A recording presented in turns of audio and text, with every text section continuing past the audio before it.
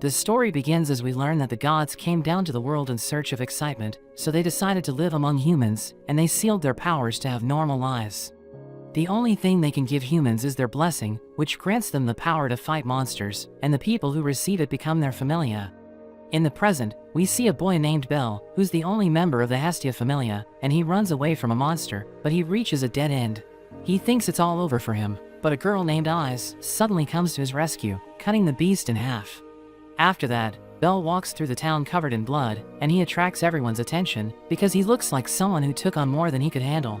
He meets with a guild officer named Ina, who scolds him for going to the 5th floor, and she thinks he's lucky to be alive, because a lot of level 1 adventurers wouldn't have survived a Minotaur attack. He asks her about Eyes, and Ina sees that he's blushing, so she realizes that he's in love.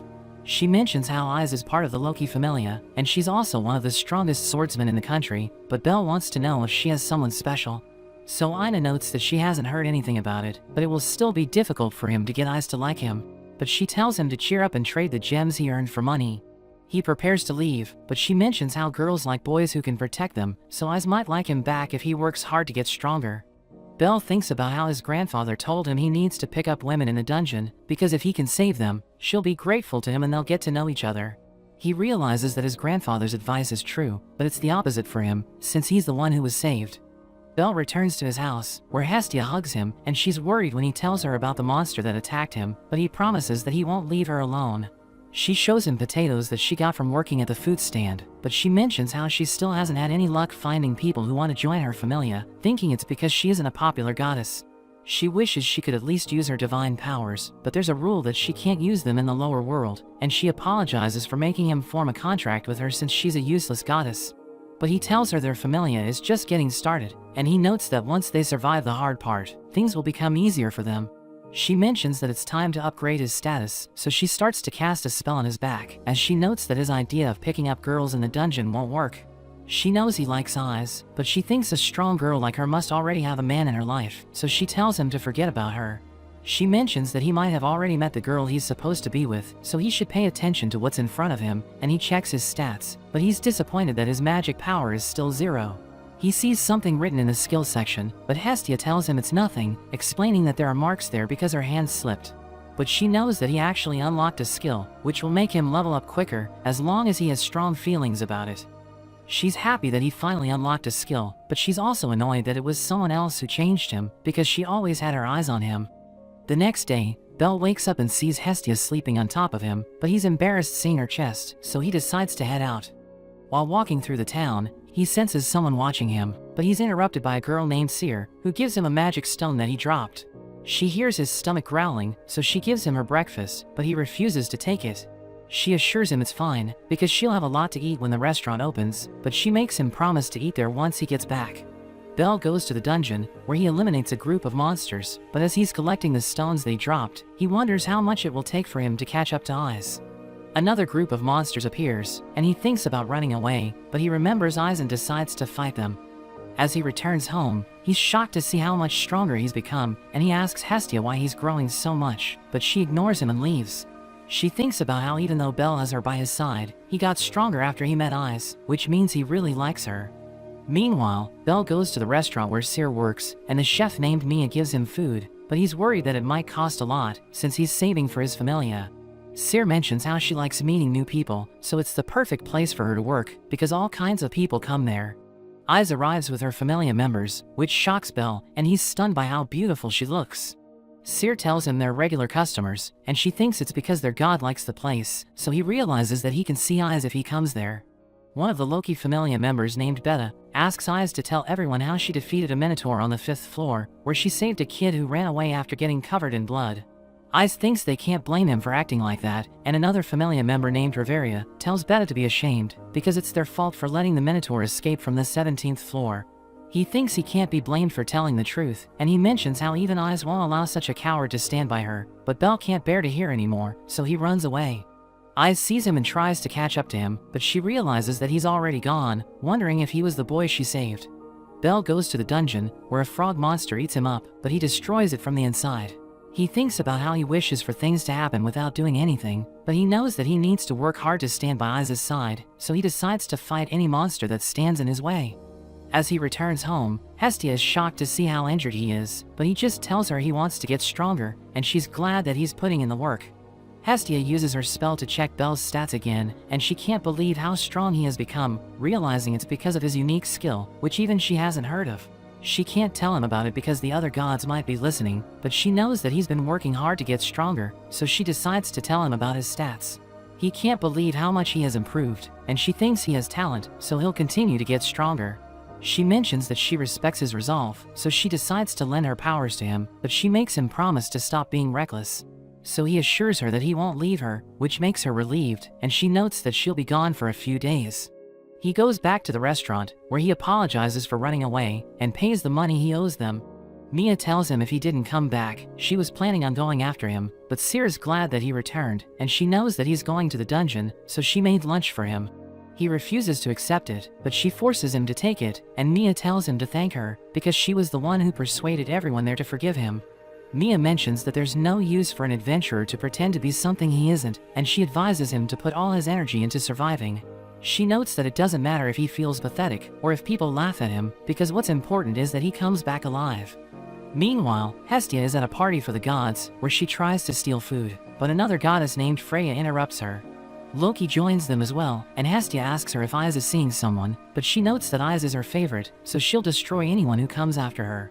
Freya mentions how it's been a while since she saw Loki in a dress, and she notes that she heard Hestia was coming, so she decided to go there just to laugh at her, because Hestia can't even afford a dress. But she tells Loki that everyone will laugh at her flat chest, which makes her angry, so she pinches Hestia's cheeks.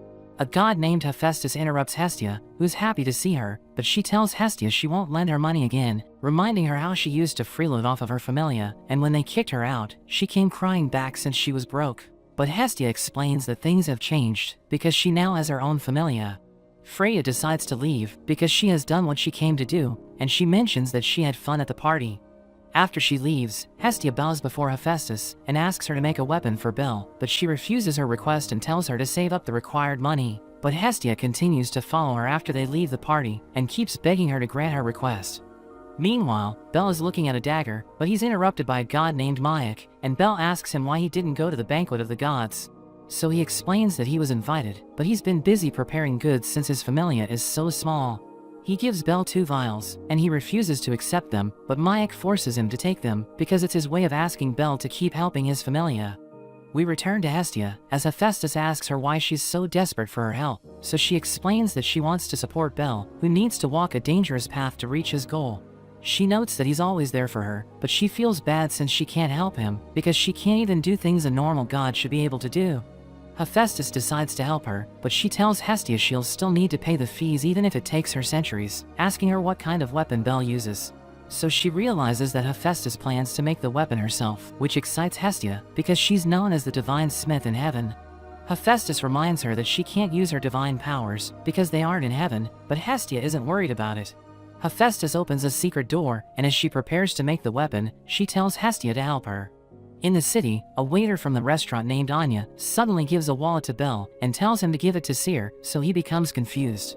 Another waiter named Ryu tells her she needs to give a better explanation to Bel, so she explains that she's asking him to give the wallet to Seer because she forgot it while going to Monsterphilia. He has no idea what Monsterphilia is, so they explain that it's a huge event hosted by the Ganesha Familia, where they take over the Colosseum for the day and tame monsters brought in from the dungeon. Meanwhile, Hephaestus finishes making the weapon, which makes Hestia happy, but Hephaestus tells her she shouldn't forget to pay for it. We see Freya telling Loki that she's after the child of another familia, but she suddenly leaves without giving Loki details, which makes her wonder if something's wrong. Bel starts looking for Seer, but he runs into Hestia, who invites him to go on a date with her. He tells her how he was asked to look for a person, but she notes that they can look for them while they're on a date, and they buy crepes from a shop. She offers to feed him with her hands, but he refuses to take her food, and tells her to eat his crepe instead, so she takes a bite. He notices cream on her mouth, and he tries to clean it up, but his whole body turns red. In the Colosseum, Freya frees a monster, which goes outside and starts attacking Hestia. They both try to run away, but it catches up to them, and it's about to grab her, but Bel attacks it even though he's scared. He tries to stab it with his knife, but it breaks into pieces, and the monster sends him flying into a wall. It prepares to finish him off, but he suddenly throws a bomb, which blinds the monster with a flash of light, and he runs away with Hestia. But he knows that he can't protect her, so he pushes her past a door and closes it, telling her to get away while he holds it off. Bell thinks about the day when he learned that his grandfather had been killed by a monster, and they couldn't even find his body because it had fallen into a deep valley. He decided to follow in his grandfather's footsteps by becoming an adventurer, but he was rejected by everyone since he looked weak. But he refused to give up, and eventually ran into Hestia, who invited him into her familia. In the present, the god Ganesha learns that 9 monsters have escaped, so he orders his men to ask for help from other families, because they can't stop the monsters on their own. They think that asking for help from others will humiliate them in front of everyone, but he notes that they should worry about the people's safety before anything else. Meanwhile, Belle continues to struggle against the monster, and Hestia remembers how Hephaestus told her about the writing she carved on the weapon. She explains that the weapon will come alive the moment Belle grabs it, and it will continue growing with him, so Hestia realizes that she needs to give it to him. The monster is about to finish Belle off, which makes him remember the time Ice saved him from the Minotaur. But he knows that she isn't coming to his rescue, and he's glad because he doesn't want her to see him in such a condition. Near the Colosseum, a girl explains the situation to Ina, who doesn't think they'll find any adventurers there. But she sees Eyes, who decides to help them, and she immediately defeats one of the monsters. Ina mentions that they've also asked other adventurers for help, but a few monsters are still at large, so Eyes goes to look for them. Meanwhile, the monster is about to end Belle's life, but it gets distracted as Hestia arrives, and it tries to attack her, so Belle dives to save her. But he doesn't understand why she came back, so she explains that she'll never leave him behind, reminding him of his promise that he won't leave her. He explains that with the way things are going, both of them will end up dead, but she tells him he shouldn't give up so easily. The monster continues coming after them, so Belle picks her up and runs away, and she knows they're in trouble, but she's still happy that he's carrying her. They find a hiding spot, but Belle knows that the monster will eventually find them, and Hestia mentions that she has a plan, telling him she'll upgrade his status so that he can defeat it. He thinks it's impossible, because he won't be able to defeat it even if he gets stronger, but she mentions that she believes in him, and she gives him his new knife. In the city, Eyes defeats all the monsters, but she learns that there's still one left, and even the Ganesha Familia's strike forces couldn't find it. Hestia starts to upgrade Belle's status, and she's surprised by how much stronger he's become, but the monster finds them, so she quickly finishes her spell. She sees that Belle is afraid, so she calms him down, and he rushes towards the monster, which tries to smash him to the ground, but he dodges the attack. It attacks him with its chain, but he blocks it with his knife, breaking the chain into pieces, and Hestia explains how the weapon will get stronger as he grows, so he needs to believe in himself. He jumps in the air and attacks the monster from above, which breaks its armor, but it still keeps attacking him. So he rushes forward and stabs its chest, killing it in an instant, and its body turns to dust. Everyone starts to applaud him, while Eyes watches him with the crowd, and she decides to leave since the monster has been defeated. Hestia suddenly falls unconscious, so he takes her to the restaurant, where he thanks Cyr for letting Hestia rest there. Cyr realizes that he got involved because she forgot her wallet, so she apologizes for getting him into trouble, but he assures her that it wasn't her fault. She notes that she has fallen in love with him after seeing him fight, which makes him blush, but he thinks she's just making fun of him. Hestia wakes up, and Belle tells her how the other monsters have also been defeated thanks to Eyes, but he asks her where she got the knife. So she reveals that Hephaestus made it for her, and he's surprised hearing this, because he knows that her weapons are expensive. Hestia knows that he's been looking at the weapons shop, but he can't afford the items since they're expensive. So she made arrangements with Hephaestus because she wants to help him get stronger, which makes him cry. In the dungeon, we see a child collecting gems, but a man yells at her for being slow, telling her she's useless as a supporter, but he thinks he can still use her as a decoy if he gets surrounded by monsters. We return to Belle, as he tells Ina to grant him access to the 7th floor, which shocks her, because he almost died on the 5th floor, but he assures her that he's gotten stronger. He reveals that several of his status levels have gone up to E, but she doesn't believe him, so he shows his back to her, and she realizes that he's telling the truth. She knows that she can't refuse him entry to the 7th floor, because his status scores have improved, but she notes that there's still a problem, and tells him to meet her the next day. But when he sees her, he's surprised by how different she looks, and she wonders if he's excited to go shopping with her. She asks him if he has anything to say about her outfit, which makes him blush, and he notes that she looks younger than usual. After that, Ina takes him to the Hephaestus Familia's shop called Babel, which shocks him, because he doesn't have the money to shop there, but she forces him to come with her. As they enter the shop, Belle is amazed by the items, and Ina mentions that they're heading to the upper floors, but they can still look around before going there. Belle runs into Hestia, and they're both shocked to see each other, but she's annoyed that he's with Ina. She wonders if Ina is trying to seduce him using her position in the guild, but she assures her that she has no such intentions. Ina takes Belle to the upper floor, where the items aren't that expensive, because they were made by newer blacksmiths, who just want to have their products evaluated by their customers. He looks around and finds an armor he likes, and he knows that it will cost him all of his money, but he still decides to buy it. Ina tells him she's found an item for him, but he tells her he already made up his mind on what to buy, and reveals that he's going to the dungeon tomorrow. She wishes for him to form a party, and tells him he should at least hire a supporter, because it will make things more efficient. After that, Ina gives him a present, which he refuses to accept, but she notes that he should take it for his own sake, because there's no telling what might happen to an adventurer. She doesn't wish for him to die in the dungeon, telling him she wants to help him after seeing how hard he works, which makes both of their faces turn red.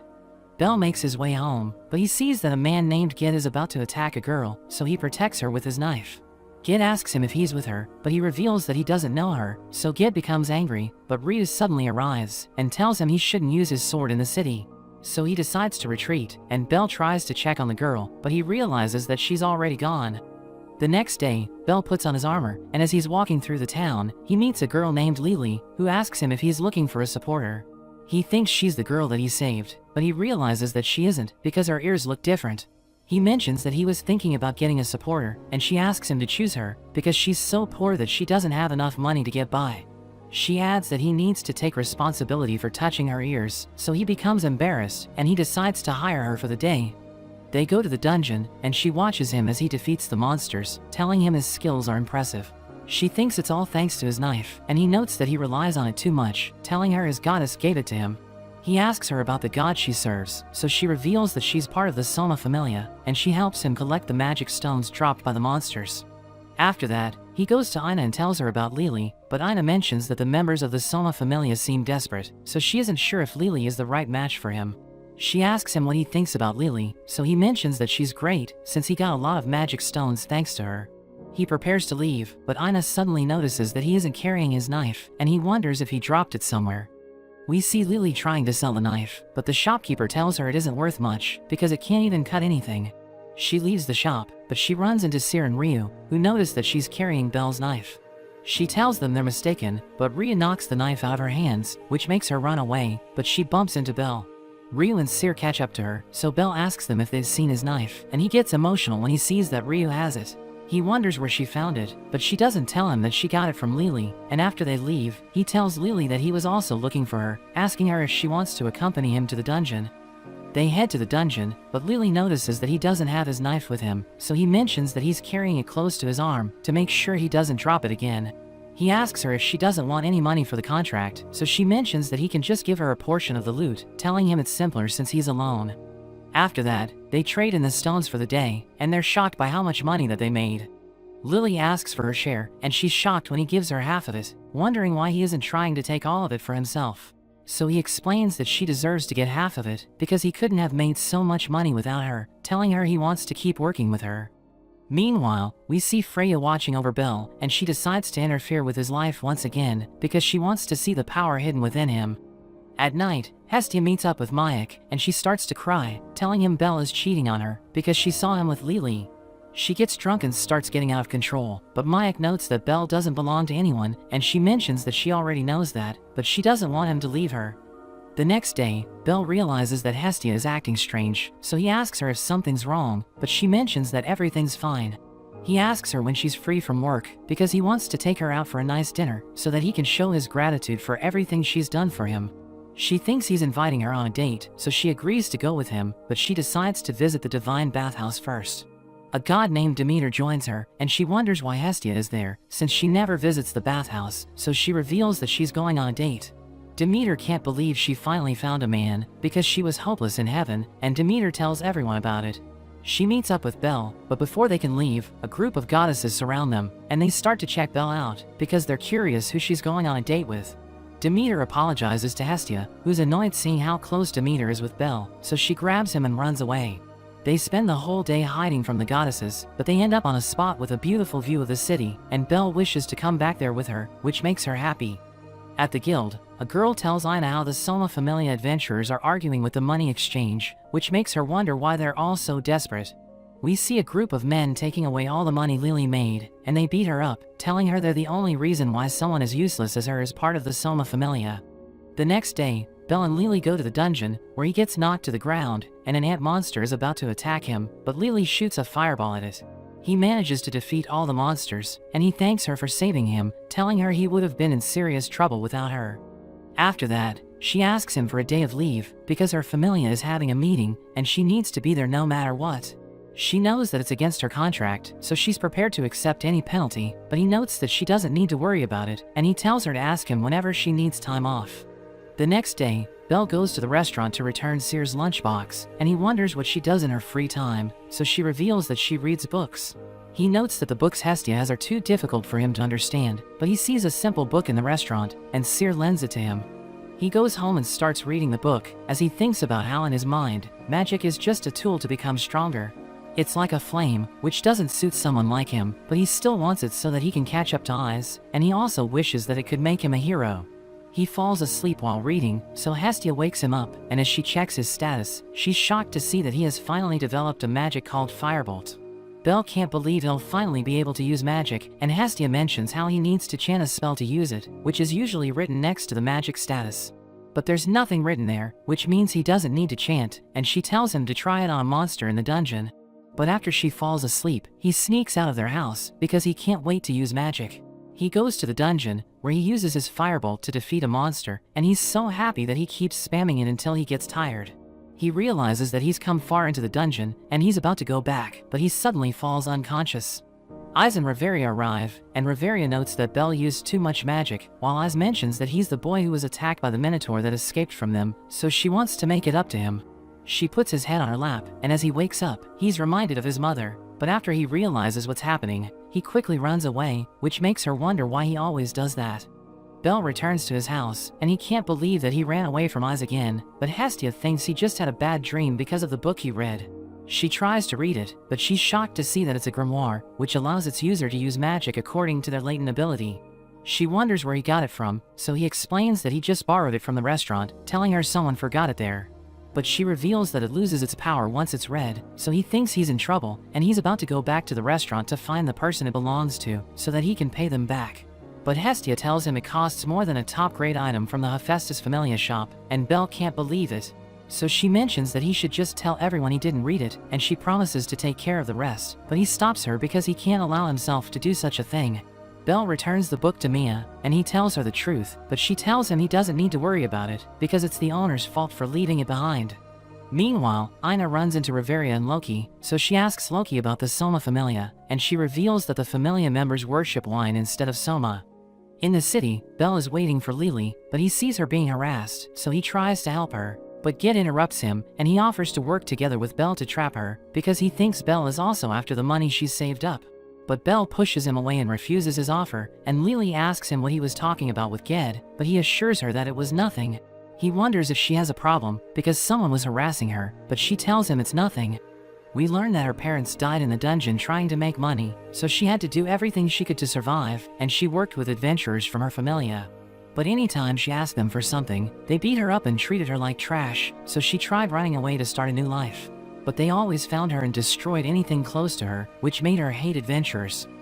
Meanwhile, Loki tells Aina that the wine she bought isn't the one that the Soma Familia members worship, and notes that they have a perfect product, but they refuse to sell it to anyone. She mentions that all the members of that familia are only there for the wine, and they get addicted once they drink it, which is why they're always desperate for money. After Loki leaves to upgrade Aiz's status, Aina mentions that she's a weird god, but Reveria notes that she's way sharper than she looks, which is why they trust her. We see Belle telling Hestia that several bad adventurers are after Lily, so he wants to let her stay with them for a while, but Hestia doesn't think it's a good idea. She thinks Lily isn't trustworthy because of everything he said about her, and she tells him to think about the situation that happened with his knife. The next day, Lily proposes that they go to the 10th floor, but Belle doesn't think it's a good idea since he barely survived the 7th floor. She notes that she's been to the 11th floor, and she tells him he's strong enough to deal with the monsters, so he decides to go there. On their way, Lily gives a new weapon to Belle, because his knife doesn't have the range to fight huge monsters. Aina prepares to start her inspection of Babel, but she runs into Aiz, and she thanks her for saving Belle. Aiz wonders if he's afraid of her, but Aina assures her that he's grateful that she saved him, which makes her happy. They overhear a group of adventurers mentioning how Lily is about to set up a white-haired kid, and Ina thinks they're talking about Belle, so she asks Ais for a favor. After that, Ina talks to Hestia, and she tells her about Lily, explaining that she's a dangerous person. We return to the dungeon, as Belle and Lily reach the 10th floor, where an orc appears in front of them, so he prepares to take it on. The orc picks up a tree and rushes towards Belle, but as they start fighting, Lily suddenly disappears. He slashes the orc's stomach and cuts off its leg, which makes it fall to the ground, and he stabs it to finish it off. He sees another orc coming towards him, so he uses his firebolt to defeat it, but as he looks around, he realizes that Lily is nowhere to be found, so he wonders if she was taken by a monster.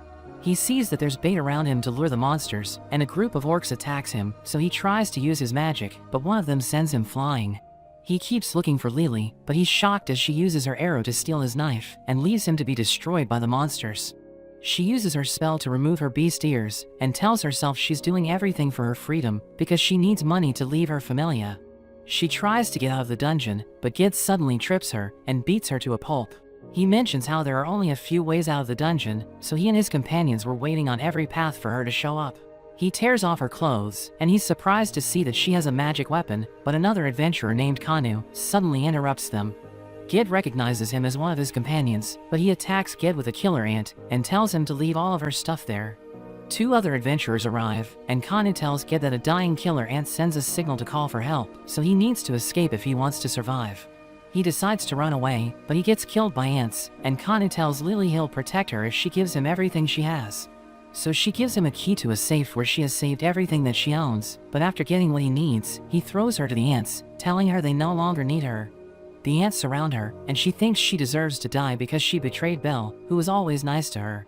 She starts to cry, as she thinks about how pathetic she is, and she accepts her fate, but Belle suddenly comes to her rescue, and he starts burning the ants with his firebolts.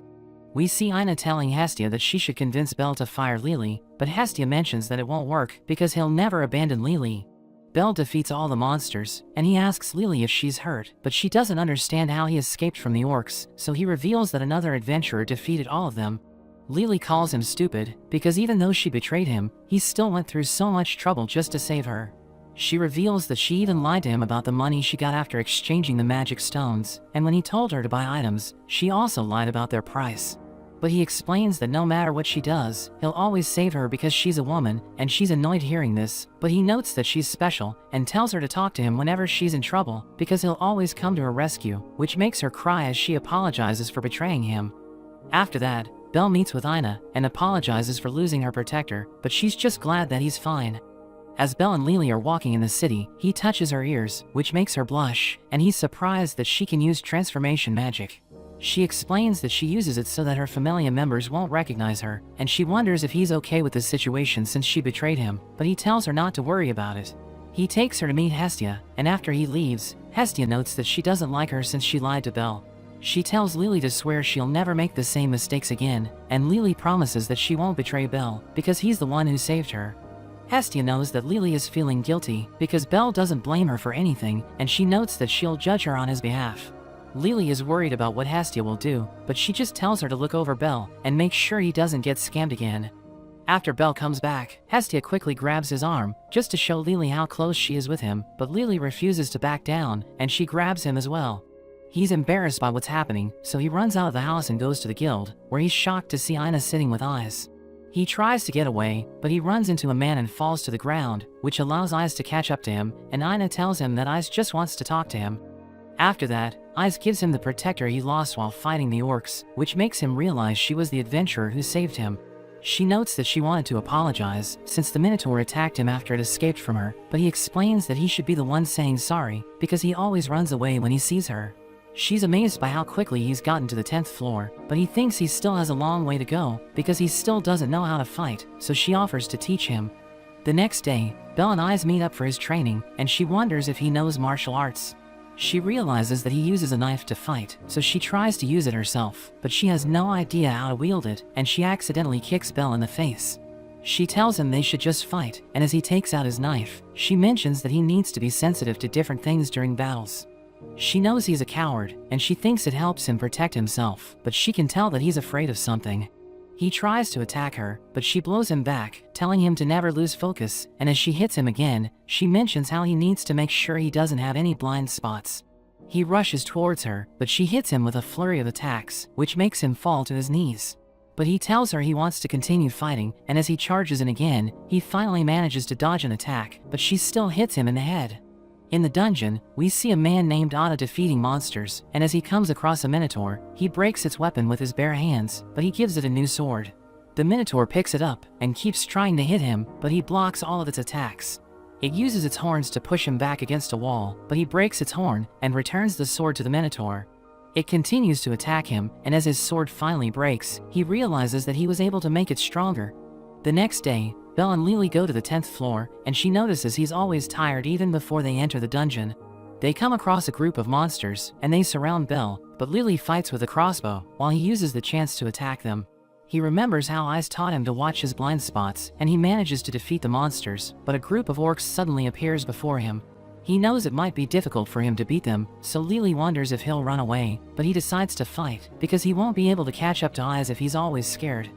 After that, Belle goes to train with Eyes again, but he's no match for her as she keeps knocking him out. She wonders how he got stronger so fast, so he notes that there's someone he wants to catch up to, and he also needs to reach a place no matter what. She understands his feelings because she has the same goal, and she tells him it's time to practice napping because an adventurer needs to know how to fall asleep anywhere. They both lie on the ground, and he's shocked by how quickly she falls asleep. He hears his grandfather's voice telling him to kiss Eyes, but Hestia's voice mentions that she didn't raise him to become such a person, so he starts to feel conflicted. He resists the urge to kiss Eyes, and after she wakes up, she takes Belle to get food, but he's shocked because they end up going to the shop where Hestia is working. She's angry since she always sees him with different girls, but he tells her how Eyes has been training him. He asks for Hestia's permission to continue working with her, explaining that she'll leave for the Loki Familia's expedition after 2 days, and Hestia agrees to his request, but she tells Eyes not to get any ideas. In the dungeon, Kanu comes across the Minotaur Ada was fighting, and he uses his magic weapon on it, but it has no effect, and the Minotaur finishes him off. Belle sees a poster about how Eyes defeated a floor boss on the 37th floor, and he's shocked as he realizes that she did it all by herself, because it usually takes a party of skilled adventurers to defeat the boss. He goes to train with her, and even though he can't even land a single hit, he continues because he wants to get closer to her level. The next day, as Belle is walking through the city, Seer suddenly grabs his arm and makes him wash dishes. Ryu decides to help him, and he asks her what she did to increase her level when she was an adventurer, so she tells him he needs to defeat a powerful opponent if he wants to get stronger. She notes that he needs skill and strategy to pull it off, but even that doesn't guarantee victory, so he needs to join a party, because they can compensate for each other's weaknesses. After that, Belle goes to train with Eyes, and he finally manages to keep up with her, but she still pushes him back. She mentions how it's their final day of training, and he thanks her for helping him, but she also thanks him since she had fun. Belle thinks he may never catch up to her since she's so strong, but he'll continue to work hard so that he can reach her level. Belle returns to his house, where he tells Hestia how his training has ended, and she notices something in his status, but he leaves without even looking at it. Meanwhile, the Loki Familia captain named Finn talks to everyone about their expedition into the dungeon. He mentions that they'll split into 2 groups to make sure they don't overcrowd the upper floors, and he notes that their goal is to get to the 59th floor, which has never been reached before. We see Belle and Lily inside the dungeon, and he can sense that someone is watching them, but even though she can't tell if it's true, she still thinks something is off about the floor. They realize that it's too peaceful, and Belle notes that the situation is similar to the day he was attacked by the Minotaur. As they move forward, the Minotaur that fought Ada suddenly appears, and Lily mentions that they need to escape. But Belle is too shocked to move, so she pushes him out of the way as it attacks them, and she ends up getting hurt. Meanwhile, we see 2 adventurers telling the Loki Familia how a Minotaur is present on the 9th floor, which makes them wonder if it's one of the few that escaped from the 17th floor. But Reveria doesn't think it's true, because it's been a month and there have been no sightings. Finn wonders if everyone is alright, and one of the adventurers mentions that the Minotaur is attacking a white-haired boy, which makes Eyes realize it's Belle, so she quickly runs to find him. Belle continues fighting the Minotaur, but he knows that he's no match for it, and Lily wakes up, so Belle tells her to run away. She doesn't want to leave him alone, but he makes her get to safety, and after she gets away, he thinks about escaping as well. But he knows that if he lets the Minotaur pass through, it will kill Lily, so he decides to hold it back and buy time for her to get out of the dungeon. The Minotaur slams the sword to the ground, which makes him jump up in the air, but it suddenly stabs him with its horn. It's about to finish him off, but Ice comes to his rescue, and he can't believe that she's about to save him again. He gets up because he knows that if he backs down from the fight, he'll never be able to grow, so he grabs Ice's arm and pushes her back. He approaches the Minotaur, while the other Loki Familia members also arrive, and Beta realizes that Bell is the same boy that Ice saved. He starts making fun of him, but another adventurer named Tiana tells him to stop, and she asks Ice if she's okay just watching the fight, because Bell won't survive. Beta mentions that they should leave him alone, since he's trying to be a man, and Lily begs Beta to save Bell, but she ends up falling unconscious. Beta decides to rescue him, but he's shocked to see that Bell is holding his own against the Minotaur, because he was completely helpless 1 month ago. He blocks all of its attacks, and Beta is amazed by how strong his knife is, but the others note that it's also because of how skilled he is. He hits the Minotaur with his firebolt, which surprises everyone, because he didn't chant a spell, but it isn't strong enough to defeat the Minotaur. As they continue to clash, Bell's sword finally breaks, but he stabs the Minotaur's arm, causing it to drop its weapon. He grabs it and slashes the Minotaur's chest, and as they rush towards each other, everyone thinks he'll die because he's too reckless, but Ice believes in him. He blocks the Minotaur's horn with the sword, and he stabs it with his knife, as he casts his firebolt to burn it from inside.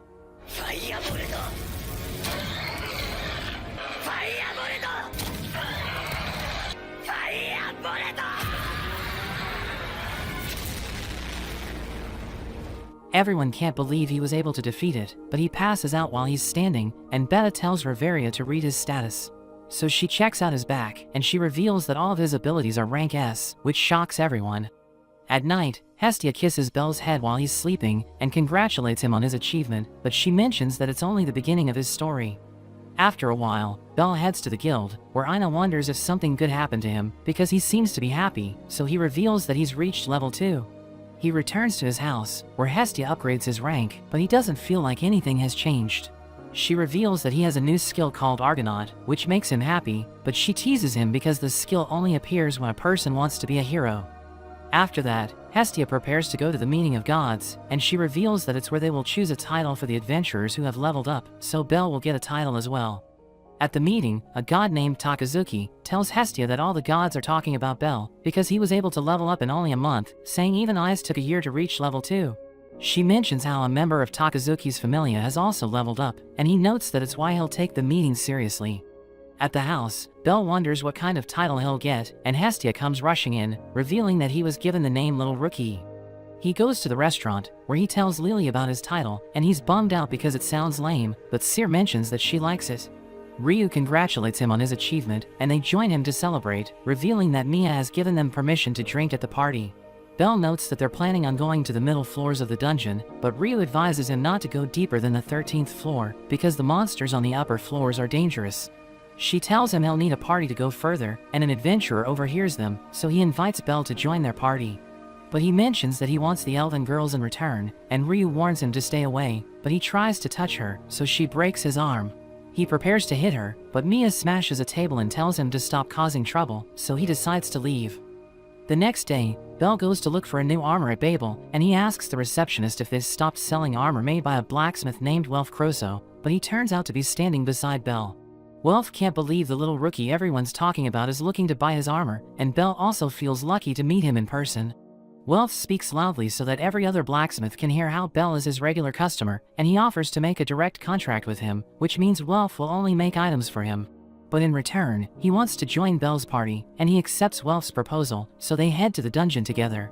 But Lily doesn't trust him, wondering why he isn't working with his familia, and she's annoyed that Bell didn't consult with her before allowing Welf to join them. She's shocked to learn his familia's name, because the Crozos were famous for powerful magical items, but they suddenly lost all of their abilities.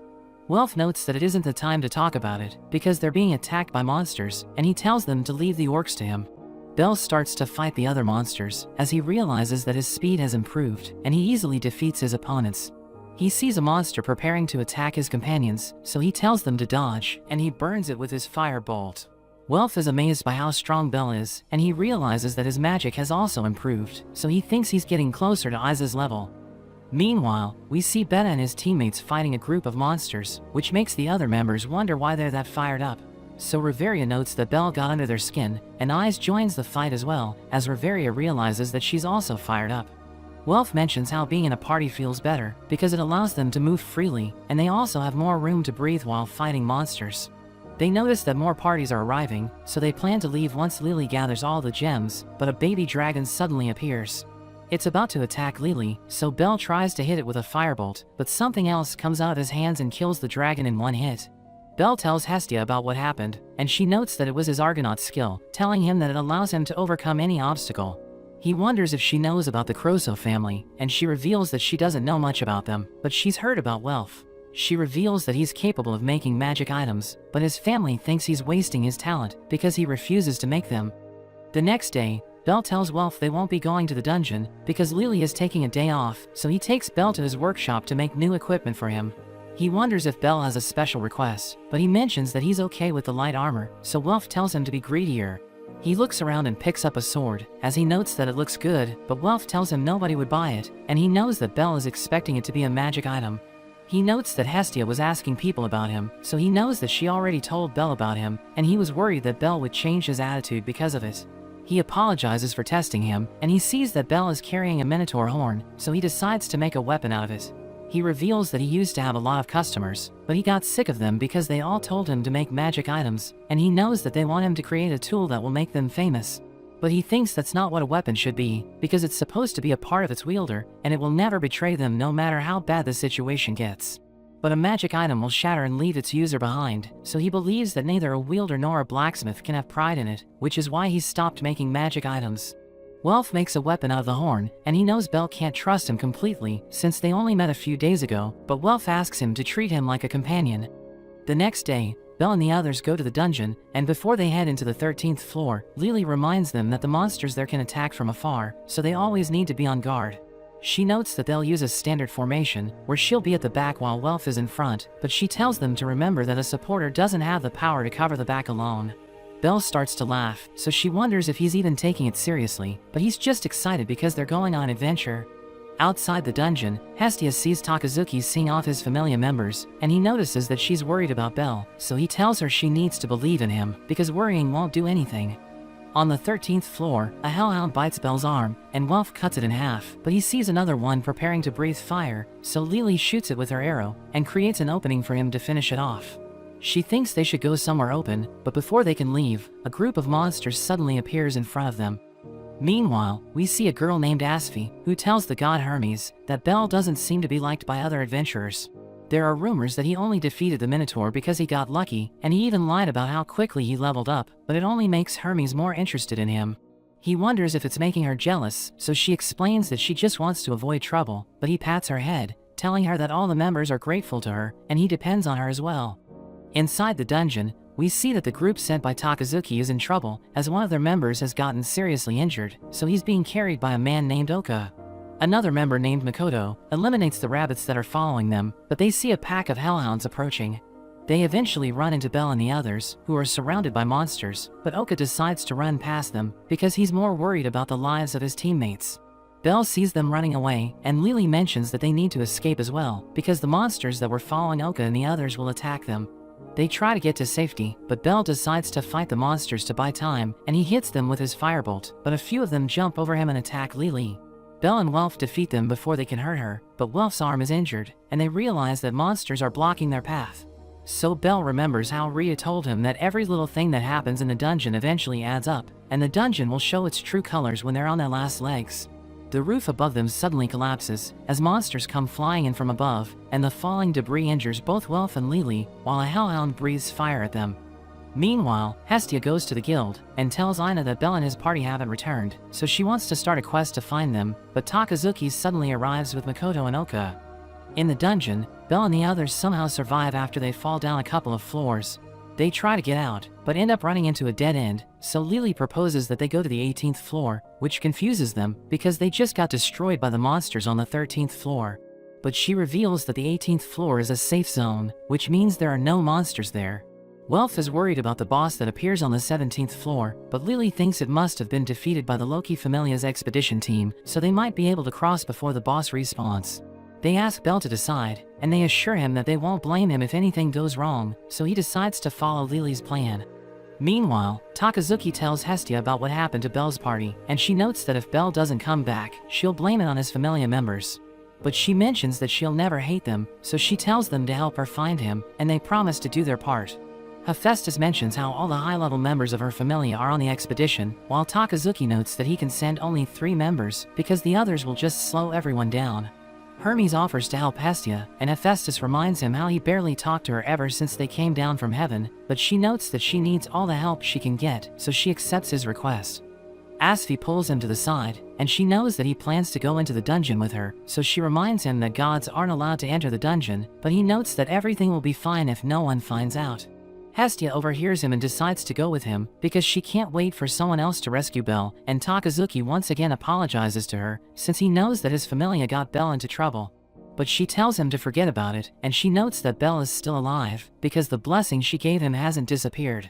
Hephaestus asks Hestia to give Wealth something on her behalf, while Hermes wonders if Asphi can protect him and Hestia, but she can't guarantee their safety, so he decides to take Ryu as well.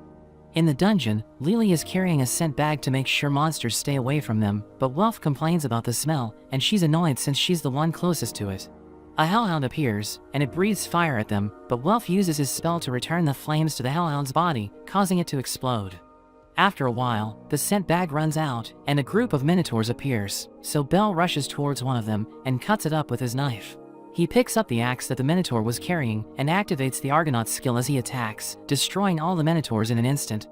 Wealth is amazed by how strong Belle is, but they realize that he's exhausted, so Lily asks him if he's okay.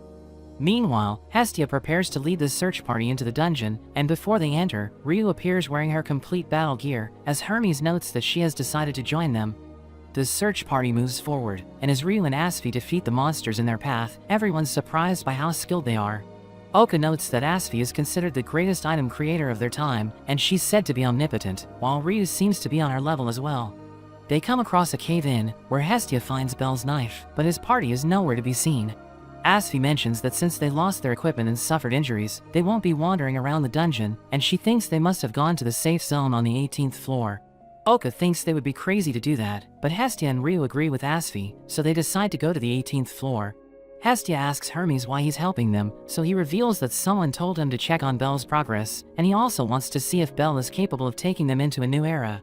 Meanwhile, Wealth and Lily's bodies finally give up, since they've been fighting monsters for such a long time, so Belle carries them to a hole and jumps down. They reach the 17th floor, and Belle remembers that Lily told them to get through there as quickly as possible, before the floor boss respawns. Belle tries to get to a passage while carrying them, but the boss respawns and starts attacking them. He tells himself to keep running no matter what, and the boss tries to grab him, but he manages to get through the passage before he gets hit. They all fall to the next floor, where Belle sees someone standing in front of him, so he asks them to save his friends. Belle wakes up in her room, and he's shocked to see Eyes sitting in front of him, wondering what she's doing there. So she notes that her group is returning from their expedition, and they decided to rest in the safe zone. He asks her about Lily and Wealth, but he accidentally falls into her, which makes him embarrassed. He sees Lily and Wealth resting beside him, and Eyes assures him that they'll be fine, because Reveria healed them. She takes him to meet Finn, who welcomes him as their guest. He reveals that a few of their companions were poisoned by a monster, so their fastest members have gone to the surface to get an antidote, and they won't be leaving until they cure their friends. Belle runs into Tiana and her sister Tiani, and she keeps calling him Argonaut, because seeing him fight the Minotaur reminded her of an old fairy tale. Tiana praises his skills, but his face turns red when they get close to him, and they think he looks cute when he's blushing. After that, as he's walking through a forest with Eyes, he wonders where the light is coming from, since they're in a dungeon, and he sees that the sky is filled with crystals. At night, Wealth and Lily wake up, and they apologize for slowing Belle down, but he notes that he couldn't have reached the 18th floor without them. Eyes invites them to dinner, where Finn tells everyone to treat them with respect, because they're brave adventurers who risk their lives for each other. As they eat dinner, Eyes gives a fruit from the 18th floor to Belle, but he finds it too sweet. Lily tells him to give it to her if he doesn't like it, but Wealth eats it instead, which makes her angry. Tiana and Tiani surround Belle and ask him how they can make their abilities reach S rank, but he suddenly gets up because he hears Hestia's voice. She arrives at the 18th floor, where she immediately hugs Belle and starts to cry after seeing that he's okay, so he apologizes for making her worried.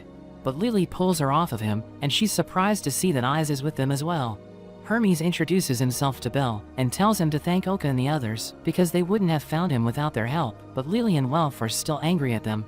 Makoto apologizes for their previous actions, but Lily notes that no matter what she does, it will be difficult to forgive them. Oka tells them to blame him for what happened, since he was the one who gave the order, but he still thinks it was the right decision. Belle agrees with him, because if Lily and Welf's lives were on the line, he would have done the same thing. Hermes notes that they should discuss what to do next, and Asphi mentions that they'll wait for the Loki Familia to defeat the 17th floor's boss. But they won't make their move for 2 days, so everyone has time to rest, and as they prepare to go to sleep, Hestia gives Welf the item that Hephaestus told her to deliver to him. While everyone's sleeping, Belle walks around the dungeon, and he's amazed by how beautiful the sky looks. Ice joins him, telling him she was worried about him, which makes him turn red, and she notes that he's always nervous. She offers to take him to the town, but Hestia suddenly arrives, and she's angry that he's making plans without her. She tells Ice she'll never allow her to go on a date with him, but Ice has no idea what she's talking about, and he notes that there's a misunderstanding. The next day, Hestia is tired as they're walking towards the town, and she's also annoyed that everyone else is coming with them, because she thought she was going on a date with Belle. He carries her since she's exhausted, and they come across a field of crystals, which amazes them with how beautiful it is. They reach the town, and as they look around, they're shocked to see how expensive everything is. Belle runs into an adventurer named Moldo, who invited him to join their party at the restaurant, and he plans to make Belle pay for how he treated him before, but they get scared and leave after seeing Eyes. Hestia buys a perfume, and Lily tells her she doesn't know how to spend money, but she mentions how Lily also bought a backpack, so she notes that they needed to get back to the surface. Hestia notes that she also needs the perfume, because Belle doesn't like sweaty girls, and Tiana invites her to the bathhouse, so the other girls decide to join them as well. Meanwhile, Beta returns to the dungeon with the antidote, but he's shocked to see Belle. Hermes tells Belle he needs to talk to him, but he takes him to peek at the girls taking a bath, which makes him embarrassed. He thinks it's wrong to peek at them, but Hermes notes that peeking is part of a man's romance, which makes Belle remember his grandfather. He still thinks they shouldn't look at them, but he accidentally falls into the water, and the girls see him, so he becomes embarrassed and runs away, but he ends up getting lost. He hears something nearby, and as he goes towards the noise, he sees Ryu bathing on her own. She notices him, so she throws a rock at him, which scares him and he immediately apologizes to her. After that, she takes him to put flowers on the grave of her familia, and she reveals that their enemy had set up a trap for them, which wiped everyone out, but she was the only one who survived. She was filled with rage, so she did everything in her power to eliminate the enemy familia, but she was blacklisted from the guild because of her actions. After she got her revenge, she was about to pass away in a dark alley, but Seer found her, and Mia let her in, even though she knew everything about her. She thinks she's a shameless and violent elf, who will break Belle's trust, but he tells her she shouldn't insult herself, so she mentions that he's worthy of her respect, because he's a kind person. At night, we see that Moldo is still angry at Belle, and he plans to get revenge on him, wondering how he can get him alone. The next day, Beta is angry at Belle, because he saw Eyes naked, so Tiana and Tiani hold him back. Eyes mentions that she's about to leave with the first party, so Belle tells her to take care, which makes Hestia annoyed at him. After that, Belle goes to find Hestia, but he sees a note from Moldo, which mentions that his group kidnapped her. He follows the instructions on the note, and goes to the place written in it, where he finds Moldo. He takes Belle to an open area, and assures him that Hestia is safe, telling him he wants to have a fair fight, so Belle shouldn't worry about his friends interfering. He notes that the winner gets to tell the loser what to do, and he plans on taking Belle's equipment after he's defeated, but Belle tells him to let Hestia go if he wins. As the fight begins, Moldo breaks a crystal with his sword, which makes him turn invisible, and he starts to beat Belle up. We see Hermes and Asphi watching the fight, and we learn that Hermes is behind everything, because he needs Belle to see the ugly side of humanity. Asphi wonders what he'll do if Belle loses all hope, but Hermes thinks that if it happens, it means Belle wasn't the right person for the job. Welf suddenly arrives with the others, and they start to clash with Moldo's party, while the two members guarding Hestia hear the commotion, so they decide to leave her and join the battle. Hestia is annoyed because they just left her there, but Lily suddenly arrives and sets her free, revealing that she used her sense of smell to find her. Meanwhile, Welf and the others overpower their opponents, but they still can't get close to Belle, because there are too many of them. One of them hits Welf, which makes him drop the item Hephaestus gave him, and a man prepares to attack him, but Ryu suddenly comes to his rescue. We see that Belle is still getting beaten by Moldo, but he blocks one of the attacks, which makes Moldo wonder if it was just luck. He tries to attack again, but Belle senses his presence and starts to dodge him, as he analyzes his surroundings to find Moldo. Belle breaks his sword and kicks him in the head, which makes him turn visible, but he still pushes Belle back with his broken sword. Hestia suddenly arrives, and she releases her divine power, which scares Moldo and his companions, so they run away. She hugs Belle and starts to cry, because he got beaten up trying to save her, but he apologizes for failing to protect her. Lily thinks the fight is over, but the ground suddenly starts shaking, and a floor boss falls from the sky. The boss lets out a scream, which makes the other monsters go on a rampage, and they start to attack Moldo's party. Belle and the others rush to save them, and Rhea notes that he has failed as a leader, but he made the right choice. Moldo is surrounded by monsters, and he's about to get killed, but Belle comes to his rescue and cuts down the monsters. Lily drags him to safety, telling him he'll just get in Belle's way, and she notes that he should be thankful to Belle for saving him. Asfi tells a man named Voles to get everyone in town ready to fight, and they think they should just run away, but she explains that the exit has been blocked, so they can't leave without defeating the boss.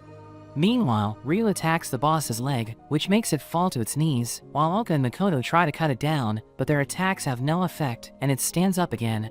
It starts to gather energy in its mouth, and Welf uses his spell to make it self-destruct, but the boss still prepares to attack, so Ryu kicks its face, causing it to miss. Asfi tells her that the mages are working on their incantation, and she needs to distract the boss until they're done, but Ryu leaves the task to Asfi. All the adventurers attack the boss, and even though it hits Voles with its energy blast, he's still okay thanks to the mages. Belle uses his knife to injure the boss, and the mages finally launch their combined attack, which covers the boss in flames, damaging its whole body. Its mouth breaks off as it falls to its knees, but everyone's shocked when it regenerates, and it smashes the ground to blow them away. Ryu and Asfi ask Belle to take care of the surrounding monsters, while they hold back the boss, so that the mages will have enough time to fire another shot. They rush towards the boss, and Rhea slashes its body, but she realizes that her attack can't reach its magic stone. The boss keeps firing shots from its mouth, so Oka tells his comrade Chigusa to give him a shield. She knows what he's up to, and notes that he'll die if he follows through with his plan, but he refuses to be someone who can't risk his life for others. Belle uses his firebolt to destroy half of the monster's face, but it still fires a shot from its mouth, which sends him flying. It's about to finish him off, but Oka suddenly comes to his rescue, as he tries to block the attack with his shield, but he gets blown away. He and Belle are seriously injured, but Hestia tells Rhea to face the monster, and buy as much time as possible, because she's sure that Belle will wake up and defeat it. Belle hears Hestia calling his name, and she tells him to get up, but his body refuses to listen to him. Hermes tells him a hero is someone who risks his life for others, which makes Belle remember how his grandfather told him that he'll become the coolest hero if he stays true to his wishes. Belle wakes up and takes a sword, and as he prepares to attack the boss, a bell goes off around the dungeon as his body begins to light up. Ryu continues to attack the boss, and Asfi is shocked to see her saying an incantation during such a high-speed fight. Asfi flies using her boots, and she burns the boss's eyes, while Ryu finishes her incantation and hits it with a flurry of attacks, but it still isn't enough to defeat the boss. It grabs onto her, but she's saved by Makoto, who uses her gravity barrier to try and bury it into the ground, but it manages to break free. Welf arrives, and he hits the boss with one of his magic swords, which causes a massive explosion, but the boss is still standing. Belle activates his Argonaut skill, and he rushes towards the boss, as Hestia notes that when he's faced with an opponent he can't defeat, he can resist it with his hero's strike.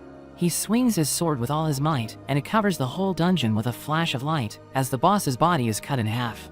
Its magic stone is exposed, but everyone realizes it's about to regenerate, so Belle rushes towards it, and he stabs the stone with his knife, causing it to explode.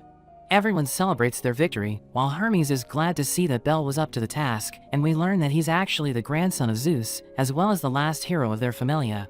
Hermes notes that things are about to change, and he's excited to see it with his own eyes, because history is about to be made, and he knows that people will talk about it for generations to come. We see Belle and the others being attacked by wolves, and he uses his knives to take them out, but one of them breathes fire, so Welf blocks the flames and cuts it down. Lily warns Makoto that she's about to get hit, but she easily takes out the wolves, and they're glad that she's with them, since they struggled in the middle floors when she wasn't in their party. She apologizes for putting them in a terrible position when they first met, so they tell her it's all in the past, but she notes that she can't forget about it. After that, they go to a bar, where Belle congratulates Welf for reaching level 2, and Lily mentions that the price of the items he creates will increase as well. So he notes that he can't make things that will embarrass his goddess, and Lily thinks he'll leave their party, since the only reason he was with them was to level up and get the forge skill. But he assures them that he isn't going anywhere, and she asks Belle if he's about to level up as well, so he tells her he still has a long way to go. A boy from another party suddenly starts insulting all of them, and Belle tries to ignore him, but he becomes furious when the boy calls Hestia useless.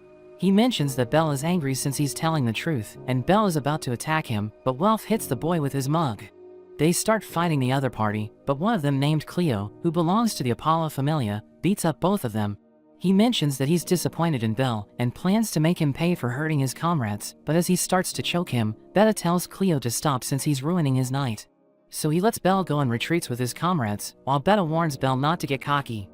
After they return home, Hestia is glad that Bel got into a fight, but Lily notes that he isn't acting like his usual self, thinking it's because Hestia's bad behavior is rubbing off on him. He mentions that he couldn't control himself when they started insulting her, but she tells him to just laugh it off next time, since she doesn't like it when he gets hurt. The next day, Bel tells Ina about the fight, so she tells him to be careful, since a fight between two familias can turn the town into a war zone. As he prepares to leave, two girls from the Apollo familia named Cassandra and Daphne give him an invitation to a banquet Apollo is holding. Bel delivers the invitation to Hestia, who mentions that she needs to attend the banquet since she has a history with Apollo, but she plans to make Mayek and Takazuki come with her. They arrive at the banquet, where Hestia is surprised to see Takazuki with Hermes, but Takazuki mentions that he isn't happy to be with Hermes. He tells Takazuki not to act that way, since they work together to save Bel, and he starts showing off how good Asfi looks. She becomes embarrassed and tells him to stop, but he continues teasing her, so she sends him flying into a wall. Apollo comes out and tells everyone to enjoy the night, and Hermes sees Bel staring at him, so he wonders if Bel wants to talk to him. But he just thinks that he and Hestia should introduce themselves, and Hermes mentions that he has known Apollo for a long time. He notes that Apollo is an interesting person, who's always involved in a love affair, but he's extremely spiteful. Freya arrives and catches everyone's attention, but Hestia tries to stop Bel from looking at her, since she thinks it will make him fall under her spell. Freya comes to greet them and starts getting closer to Bel, but Hestia stops her and tells him that Freya is dangerous since she goes after every man she sees. Loki and Ais also arrive, but Hestia and Loki immediately start arguing with each other, and Loki notices Bel. She thinks there's nothing special about him and notes that he's nothing compared to Ais, but Hestia disagrees and starts arguing with her again. After that, Bel heads to the balcony, where he thinks about how he's still uncomfortable in places like this, but he's surprised to see Cleo meeting with someone. Hermes joins him and asks him why he became an adventurer, so he notes that his grandfather told him it would help him find a cute girl and everything he needs. Hermes asks him if he plans to dance tonight, but he reveals that he's never tried it, so Hermes tells him to follow his grandfather's words and get to know the girls there. Hermes asks Ais to dance with him, but before she can answer, he mentions that he needs to go somewhere else, but he can't leave her hanging. So he tells Bel to take his place, which shocks him, and Mayek notices that Bel has no clue how to ask Ais for a dance, so he shows him how to do it. Bel copies Mayek and asks Ais to dance with him, so she gladly accepts his offer, but they both have no idea how to dance. Takazuki and Makoto give him tips, and they start dancing properly, but Hestia and Loki start losing their minds, since their favorites are dancing with each other. But Asfi stops them from ruining the moment, and we learn that Hermes ordered her to do it. Ais mentions that it's the first time she's dancing, which surprises Bel, and she thanks him since she's having fun. Apollo suddenly approaches Bel, so Hestia steps in front of him, and Apollo tells her that their children got into a fight. She apologizes for what happened, but he demands compensation since his children got hurt, so she tells him that Bel also got injured. Apollo shows her one of his children, whose body is covered in bandages, and she asks Bel if he really beat him up that badly, so he assures her that he didn't do it. She thinks it's all a setup, so she tells Bel they should leave, but Apollo challenges her to a war game, telling her he'll take Bel from her if he wins.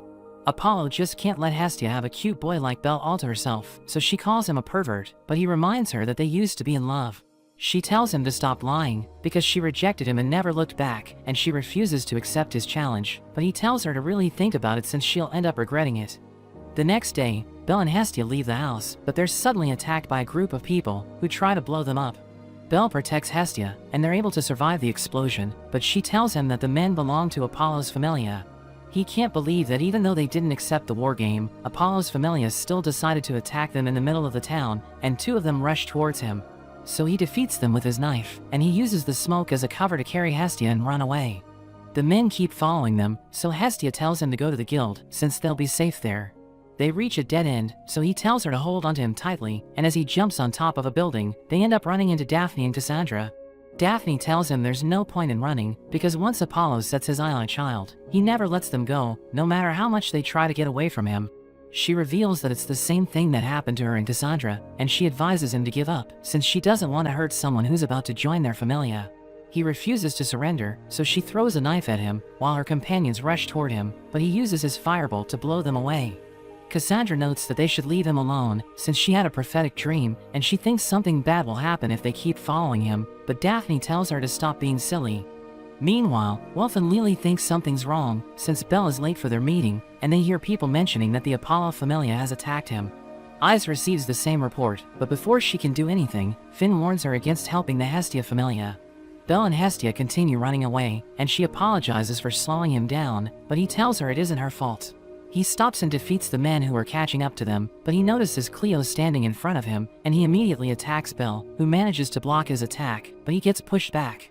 Cleo is surprised that he made it that far, and Belle struggles to defend himself as Cleo continues to attack him. At the guild, Ina tells the guild master to stop the Apollo Familia, since fighting isn't allowed in the town. But he notes that he can't do anything, because Apollo's Familia will just pay the fines they'll get for their actions. Meanwhile, Cleo notes that he hates Belle, but he'll allow him to join their Familia, since it's what Apollo wishes for. Belle rushes towards him, but he easily dodges his attack and slashes his chest, and Cleo kicks him while he's down. He doesn't understand what Apollo sees in Belle, and he decides to cut off Belle's arm, since it can be healed before he's given to Apollo. But a girl named Naza starts shooting arrows at him, allowing Belle and Hestia to get away. As they try to get to safety, they run into even more of Apollo's children, and one of them knocks Belle down with his lightning, but Makoto arrives with her party and starts fighting them. Wilf and the others arrive as well, and Mayek uses a potion to heal Belle's injuries, but as he tries to help Makoto and the others, they tell him to get to safety and leave everything to them. He tries to get to the guild, but he runs into more enemies, so Lily and Wilf decide to take care of them, telling Belle and Hestia to make sure they reach the guild. After they leave, Lily asks Wilf if he'll be okay without Belle, but he assures her that there's nothing to worry about. Two of the enemies try to go after Belle, so Lily takes them out with her arrows, but she's shocked as a man named Xanis appears in front of her.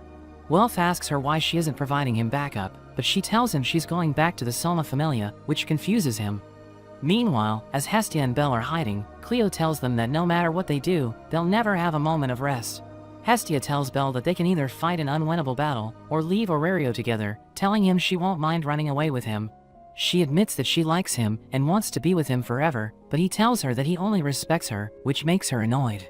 The enemies find them, so Belle picks her up and runs away, but she's angry that they interrupted her when she was about to tell him how she feels.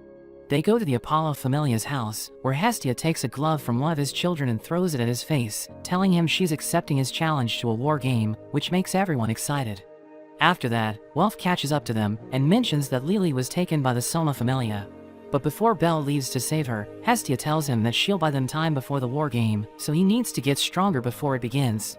Belle goes to meet Eyes, but the guards don't let him enter, since they think he's there to ask her to join his Familia for the war game. Tiana arrives and grabs him by the collar, telling him to get lost, but it's all an act, and she secretly gives him a location, where he meets up with Eyes and Tiana. Eyes mentions that she has heard about the war game, and her Familia thinks they shouldn't help him, but she believes that it's wrong to abandon him. He notes that he wants to win the war game, so he asks her to train him, and she and Tiana both agree to help him. We see Xanis taking Lily to meet Soma, and he mentions that she's agreed to serve their Familia, but she asks for Soma's permission to leave them, which annoys Xanis. He tells her that if she wants to leave, she needs to pay them 10 million Valis, which shocks her since she doesn't have that kind of money, but Soma doesn't care and tells him to handle everything. After that, Xanis throws her behind bars, and calls her stupid for trying to plead her case to Soma, since he's only worried about making alcohol. He reminds her that the only reason he stopped his troops from helping the Apollo Familia is because she agreed to come with him, which makes her wonder what he needs from her. He reveals that he knows about her rare transformation magic, since Soma told him everything about her, and he tells her she'll spend the rest of her life serving him. At the restaurant, Anya notes that Hestia didn't show up to the meeting where they were supposed to set the rules for the war game, which makes her wonder if they have run away. But Seer doesn't believe Belle will back out, and everyone hopes that she's right. Meanwhile, Hestia tells the others where Lily is being held, and she thinks they should attack it at night, since it won't be guarded heavily during that time. Oka notes that she should spend her time thinking about how to win the war game, because even if they rescue Lily, she won't be allowed to fight for Hestia, since she's from a different Familia. But Hestia explains that Belle won't be able to fight at his full strength if he's worried about Lily, and she also promised him that she'll save her, so she can't go back on her word. At the meeting of the gods, Apollo is angry that Hestia hasn't shown up, so Takazuki and Mayek mention that she isn't feeling well, since he had his children chase her all over town. Loki wonders if she's planning on running away, so Apollo notes that he'll just tell the guild that Hestia has withdrawn, but she arrives at the last moment. He reminds her that he'll take Belle if he wins, while he'll accept any condition if she's the winner, and Loki tells them to choose the rules of their battle. Hestia proposes that they choose one representative from their familia to fight each other, but Apollo rejects the idea and calls her lazy for only having one member. He tells all the gods to submit their ideas so that they can select one at random, and they choose Hermes to be the one who picks out of the lottery. He ends up selecting the siege option, which shocks Hestia since it's the worst possible outcome for her. Hermes thinks it's extremely unfair, since Hestia only has Belle, so he notes that she should be allowed to select other people to fight for her, but Apollo is against the idea.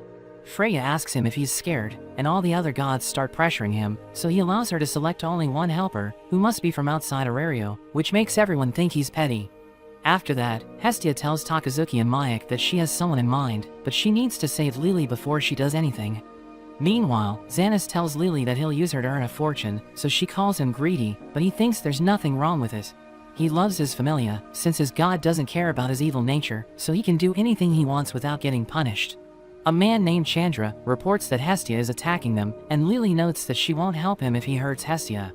But he threatens to make her drink Selma's wine, which will make her addicted to it, and her addiction will turn her into an obedient slave. After he leaves, Chandra throws the keys to Lily, telling her he doesn't like Xanas, so she can do whatever she likes and he'll act like he didn't see anything. She gets out of jail and sees her friends fighting, so she tells them to leave, but Hestia refuses to go without rescuing her.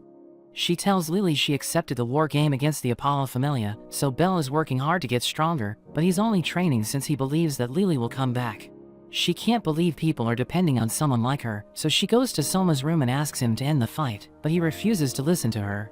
He pours her a cup of his wine, and tells her that if she can drink it and say the same things, he'll listen to her request, so she drinks it, but she immediately gets drunk and falls to the ground. She's about to become completely addicted to it, but she remembers Belle, which makes her cry, and she once again asks Soma to end the fight. Xanas arrives and notes that Soma doesn't need to listen to her, but he tells Xanas to be silent, and orders everyone to stop fighting. Xanas can't believe what he's seeing, since Soma never does anything, but he refuses to let Lily get away. He tries to attack her, but Naza shoots an arrow at his foot, while Welf rushes forward and uses his sword to knock him out. Before they go back, Lily asks Soma to let her leave his familia, so he agrees to her request, and Hestia makes her one of her children. He wonders if she's really a child he gave his blessing to, so Hestia mentions that Lily got stronger because he threw her out, and tells him to think about why she changed. Lily thanks everyone for rescuing her, but Mayak reminds her that the war game hasn't even started yet, and she knows that the Apollo Familia is much stronger than they are. The next day, Takazuki is anxious because even though he wants to help Hestia, he can't make that decision on his own, but Makoto arrives and asks for his permission to join Hestia's familia. Welf asks the same thing from Hephaestus, who reminds him that his goal is to make weapons more powerful than the magic swords, but he thinks he can do it anywhere as long as he's passionate about it. He reminds her that she was the one who taught him that, and she wonders why he's willing to go that far, so he mentions that it's because of his friends. We see Hermes asking Rhea to help Hestia and Belle, since she's the only one who meets the requirements Apollo set, and he assures her that he'll make sure no one finds out who she is. Meanwhile, Belle is training with Eyes, but he still can't land a hit on her, and she tells him that fighting humans is completely different from hunting monsters. She notes that monsters are always serious, but humans will see the way he's fighting and react to it. So when someone thinks they've found an opening, it becomes easy to predict their next move, and she tells Belle that it's the reason why she can counter his attacks. After Belle returns from his training, Hestia sees him off to the war game, and as he's going through the city on a carriage, Cyr runs after him and gives him a good luck charm. Meanwhile, we see Cleo in the castle that has been chosen for the game, but he finds it boring that he needs to wait for the enemy to attack them. Cassandra tells Daphne about another one of her dreams, where she saw that the castle will fall, but Daphne isn't worried about it. She mentions that they can win the game by protecting their commander Cleo for 3 days, or by defeating the enemy commander. She thinks there's no way they can lose with such rules, but Cassandra still thinks they're all doomed.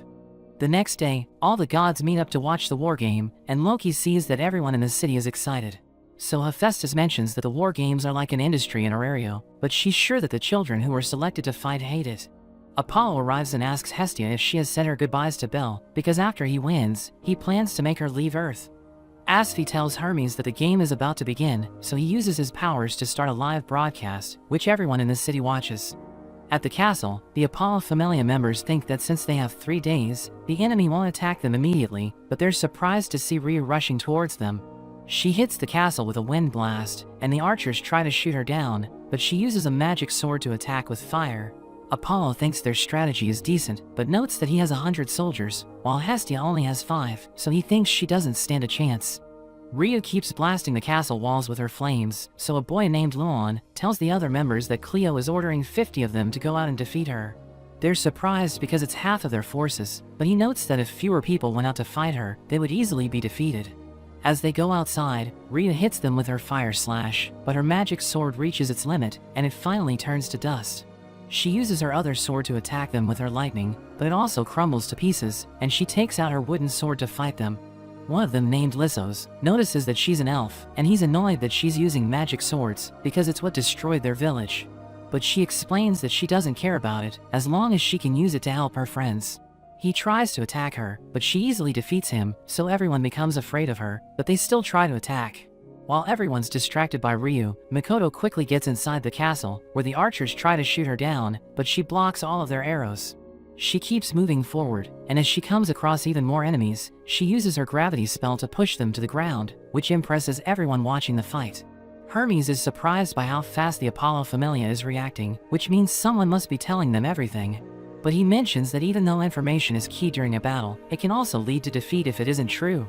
Apollo is surprised to see Luan opening the gate, allowing Belle and Welf to enter, and we learn that Lily disguised herself to infiltrate the castle, while the real Luan was kidnapped by Mayak. Daphne realizes that the enemy has entered the castle, so she tells everyone to prepare for battle, and Belle appears in front of them. So the mages prepare to attack him, but Welf uses his skill to destroy all of their spells, and Belle manages to get past them. Daphne tries to go after him, but Welf stops her and challenges her to fight him. Meanwhile, Cassandra begs Cleo to escape, but he pushes her away, telling everyone to defeat Belle. But he orders them to make sure they don't kill him, since he wants to be the one to finish him off. We see Belle thinking about how he only made it that far because of his friends, and it's time for him to make sure their efforts aren't in vain. He uses his firebolt to destroy the ground of Cleo's room, and it blows up everything around him. Belle charges at Cleo, who tries to counter with his sword, but Belle dodges and breaks it in half. Cleo can't believe how much faster he has become, since he was nowhere near that level the last time they met, and he tries to hit Cleo again. But Cassandra suddenly grabs him, so Cleo uses the chance to throw a ring of light at him. He manages to dodge it, but it keeps following him, so he tries to stop it by burning it with his firebolt, but it hits him and blows him up. Everyone thinks the fight is over, but Belle stands up even though he's badly injured, and Cleo is amazed that he was able to survive his attack. He takes out his knife and rushes towards Belle to finish him off, but he suddenly remembers what Ice told him. He kicks the knife out of Cleo's hand, and he manages to knock him out. So everyone celebrates as Belle wins the war game. Apollo can't believe what just happened, and Hestia reminds him that he agreed to do anything she wants if she won. So she notes that she'll take all of his properties, while his familia will split up, and she also banishes him from Aurario. After that, Belle and the others return to Hestia, who shows them Apollo's mansion, telling them it's where they'll be staying. But she notes that there's still a lot of work to do, and before doing anything else, she makes an emblem for their familia. Lily goes to meet Soma and thanks him for everything he's done for her, and as she's about to leave, he tells her to take care of herself, which brings her to tears. After that, Hestia takes her to their new home, where she raises a toast for winning the war game, and she also congratulates Belle for reaching level 3. They all think he should be their commander, so Hestia tells him to give a speech, but he just tells them how happy he is that they have joined his familia. They all mention how shocked they were when they first came there, since the whole house was filled with statues of Apollo. But Hestia notes that she remodeled the whole place thanks to the god of architecture, and reveals that she added the facilities they wanted, which makes them excited. Mikoto goes to enjoy the bathhouse she requested, while Welf checks out his new workshop, but Lily thinks Hestia must have spent a lot of money on the renovations. So she notes that she wanted to make Welf and Mikoto feel welcomed, since they decided to join her familia on their own. Belle is surprised by how big the house is, and Hestia wonders if they should hire maids, but she sees him fantasizing about them, so she changes her mind. Belle notices Cassandra and Daphne standing outside, so he asks them what's going on, and Cassandra mentions that she's looking for her pillow. He asks her if she knows where it is, and she reveals that she doesn't remember where she placed it, but she saw in a dream that it's in the house, so he goes to look for it. He manages to find it, so she thanks him for believing her, and she whispers something to Daphne, who notes that they'll be back tomorrow. They tell him Hestia is recruiting people for her familia, which shocks him, and he asks Hestia about it. So she explains that since their reputation is at an all-time high, they need to take advantage of it and recruit people, so they can become one of the top familia. The next day, all the people who are interested in joining them arrive at the house, which excites both Hestia and Belle.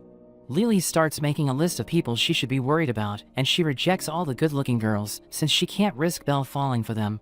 Hestia thanks everyone for showing up and notes that she'll conduct one-on-one interviews, but Makoto arrives with a debt slip, which shows that Hestia has 200 million in debt. She can't believe Makoto found it, and she tries to explain it to everyone, but they all immediately leave. Welf takes a look at the slip, and he notices that she owes 200 million to Hephaestus for making Belle's knife, and he can't believe that it's worth that much. She mentions that she forgot about the debt, since Hephaestus was deducting it from her paycheck, and she tries to laugh it off, but everyone is still annoyed at her. Welf notes that all they can do is take on more quests, but she refuses to let them help, since she wants to repay it herself. After Belle wakes up, Welf takes him to the bathhouse, where Hestia overhears their conversation, but Makoto and Lily also arrive, so she tells them to stay quiet. Belle thanks Welf for joining Hestia's familia, and he mentions that he never thought they would end up living together, because the first time he met Makoto, she led a group of monsters to attack them. But after that, she has been helping him at every turn, and he knows that he needs to thank everyone else as well. He thinks he would never have become an adventurer without Lily, while Hestia is the one who found him, so everything happening to him is a gift from her. He knows a few people call her useless, but she's the most important person in his life, and he considers her the best goddess. He feels like even though everyone else has been helping him, he hasn't been doing anything for them, but Welf assures him it isn't true, telling him it's their job to support each other. Hestia starts to cry and tries to go over to the men's side of the bath, but Makoto and Lily stop her, since she isn't wearing any clothes.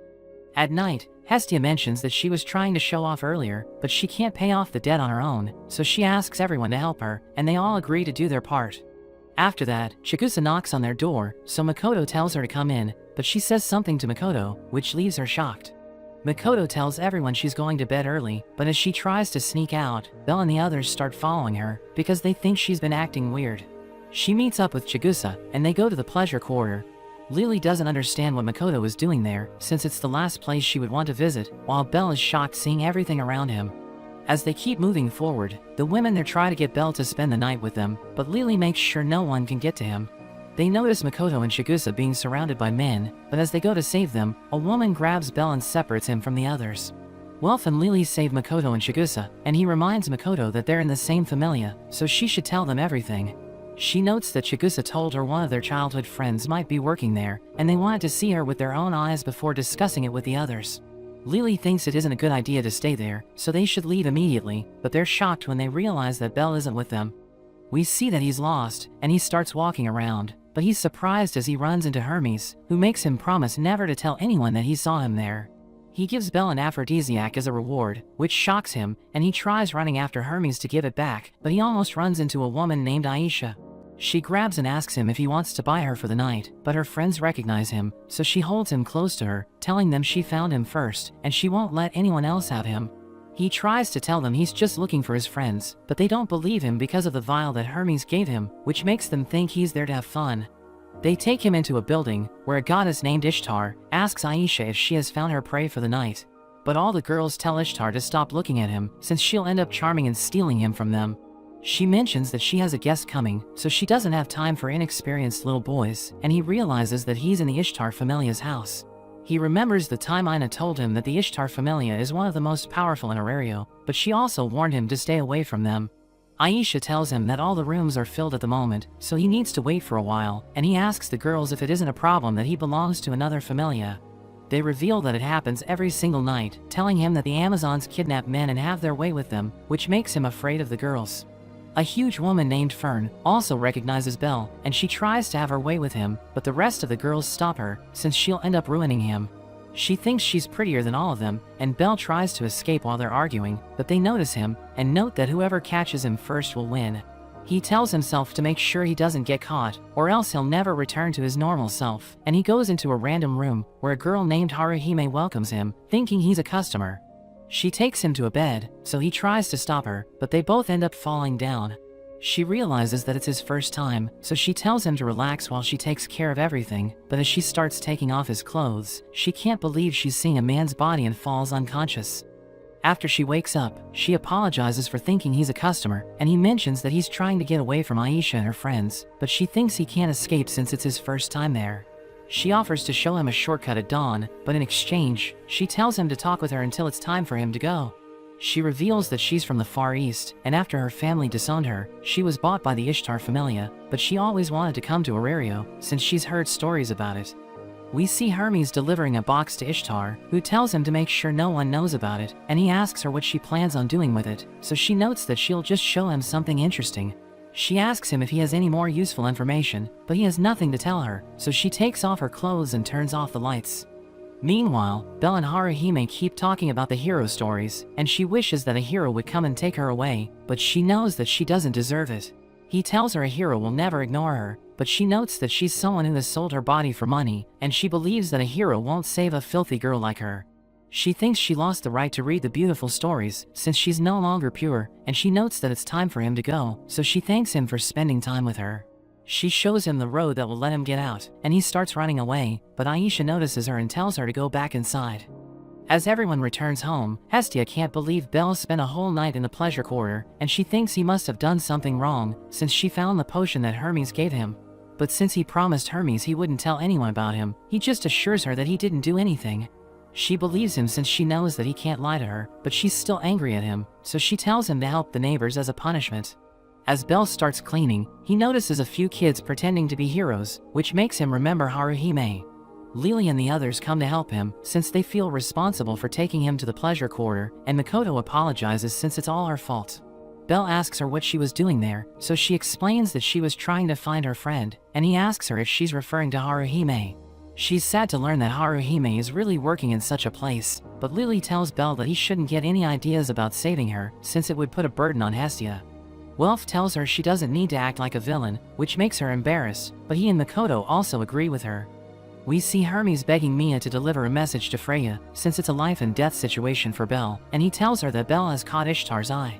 Seer overhears their conversation, and asks him if he was the one who sent Belle to the pleasure quarter, so he assures her that he did no such thing. Meanwhile, Belle goes to meet Ina, who notices that something's wrong with him, so he tells her everything that happened. She's shocked to learn about it, and yells at him to never go to such a place, but he asks her about the Ishtar Familia. So she reveals that they're high-ranked in both financial status and dungeon accomplishments, since most of the Amazons that fight are at least at level 3. Their captain Fern is a level 5 rank 1 adventurer, and Ina reveals that she almost beat Eyes, which shocks him, but she notes that it was a long time ago when Fern was much stronger. He asks her if she knows Aisha and Haruhime, and she reveals that she has heard about Aisha, but she has no idea who Haruhime is. Ina tells Belle that 5 years ago, the Ishtar Familia was accused of hiding the strength of their members, so the guild looked into it, but they didn't find anything. So Ishtar made sure her accusers were penalized, which led to a lot of familias being destroyed. She also made the guild pay a fine, and after that, the guild was put in a bad position, so they no longer had control over what happened in the pleasure quarter. He realizes that the Ishtar Familia is dangerous, and she tells him to stay away from them, since they're a lot scarier than they look. After Belle leaves, he goes to a library, where he reads a book about a hero who lost his dignity because of a woman of the night. But he regained his honor by eliminating her, which makes him remember what Haruhime said to him. In the pleasure quarter, Aisha notices that something's wrong with Haruhime, but she notes that she was just having a dream that will never come true. Aisha gives her candy from the Far East, so she thanks Aisha for always being kind to her, but she tells Haruhime she doesn't need to thank her for every small thing. Makoto suddenly appears in front of her and tries to talk to her, but Haruhime acts like she doesn't know Makoto. The next day, Makoto tells Belle what happened, and he asks her what Haruhime was like when they lived in the Far East, so she mentions that Haruhime is the reason she received Takazuki's divine blessing. She notes that she used to live with Chigusa and Oka in a shrine, while Haruhime lived in a mansion since she was a noble, and the first thing she ever asked her father was to give food to the shrine. It led to their first meeting, but she always looked lonely, so Takazuki decided to help her. Makoto also wished to remove her loneliness, so they started sneaking into her mansion to break her out every night, and she was happy to see that Haruhime was finally smiling. After that, they came to Arario to make money, so they could send it back to the shrine, but Makoto heard a rumor that Haruhime was deceived by someone and sold to a slave trader. She starts to cry, since she wants to save Haruhime, so Belle decides to help her. They see Hermes listening to their conversation, so they tell him about Haruhime, and he advises them against breaking her out, because it will lead to a war. He explains that since she's a night worker, they can just buy her, but he mentions that it might be difficult if she's a fighter, since the Ishtar Familia won't let her go so easily. But Belle notes that she's a non-combatant, so Hermes tells them they can buy her for 2 to 3 million Valis. He asks them to tell them more about her, so that he can ask Ishtar about it, but he's surprised when they mention that she's a Renard. He reveals that when he ran into Bel, he was delivering an item called the Killing Stone to Ishtar, but he refuses to tell them anything else. We see Ishtar telling her familia members to kidnap Bel, and notes that even though Freya is interested in him, she never does anything. Ishtar tells Fern not to taste him, or else he'll become useless, and notes that the girls can do whatever they like after she's finished with him. She reminds them that the full moon is coming, so they'll perform the Killing Stone ritual, and she notes that they'll declare war on Freya when it's over. Ishtar thinks it's easier to provoke her if they have Bel with them, but tells the girls not to capture him in public, since she doesn't want the Freya familia to find out about it. Meanwhile, Bel and the others are busy defeating monsters in the dungeon, and Lily warns them that the pantry up ahead is full of starving monsters, but Makoto doesn't care. Welf notes that even though he was harsh on Bel earlier, he'll stand by him till the end, and Lily still doesn't agree with their plan, but she isn't against making money in the dungeon. Welf asks Bel if he found out anything about the Killing Stone, but he notes that even Hestia didn't have any information on it, and he wonders if it has something to do with Haruhime. We see that Fern and the others are also in the dungeon, and they think it's the perfect place to kidnap Bel, because no one will see them there. Bel and the others arrive at the pantry, but they're surprised by the number of monsters, and Lily tells everyone to stay together. Aisha suddenly pulls Bel away, and she starts attacking him, so he blocks her attacks, but she still manages to knock him down. Makoto suddenly comes to his rescue, but Aisha blows her away, and he tries to attack her, but she sends him flying into a wall. He dodges her attack and tries to counter, but she grabs onto him and drags his body across the wall. As he's lying on the ground, Fern arrives and knocks him out, while Haruhime falls to her knees after seeing him. As Bel wakes up, he finds himself being held captive, and he screams as he sees Fern approaching. We see Aisha telling everyone to find out where Fern is hiding Bel, but Haruhime overhears her, so she goes to see Makoto and gives her the keys to her cell. Bel tries to break free, but Fern licks his face, and tells him that no one is coming to save him. She suddenly grabs him below the belt, but she's disappointed, so she goes to bring him medicine that will make him fall for her. After she leaves, Haruhime arrives and frees him, so he cries and hugs her, because he was scared for his life.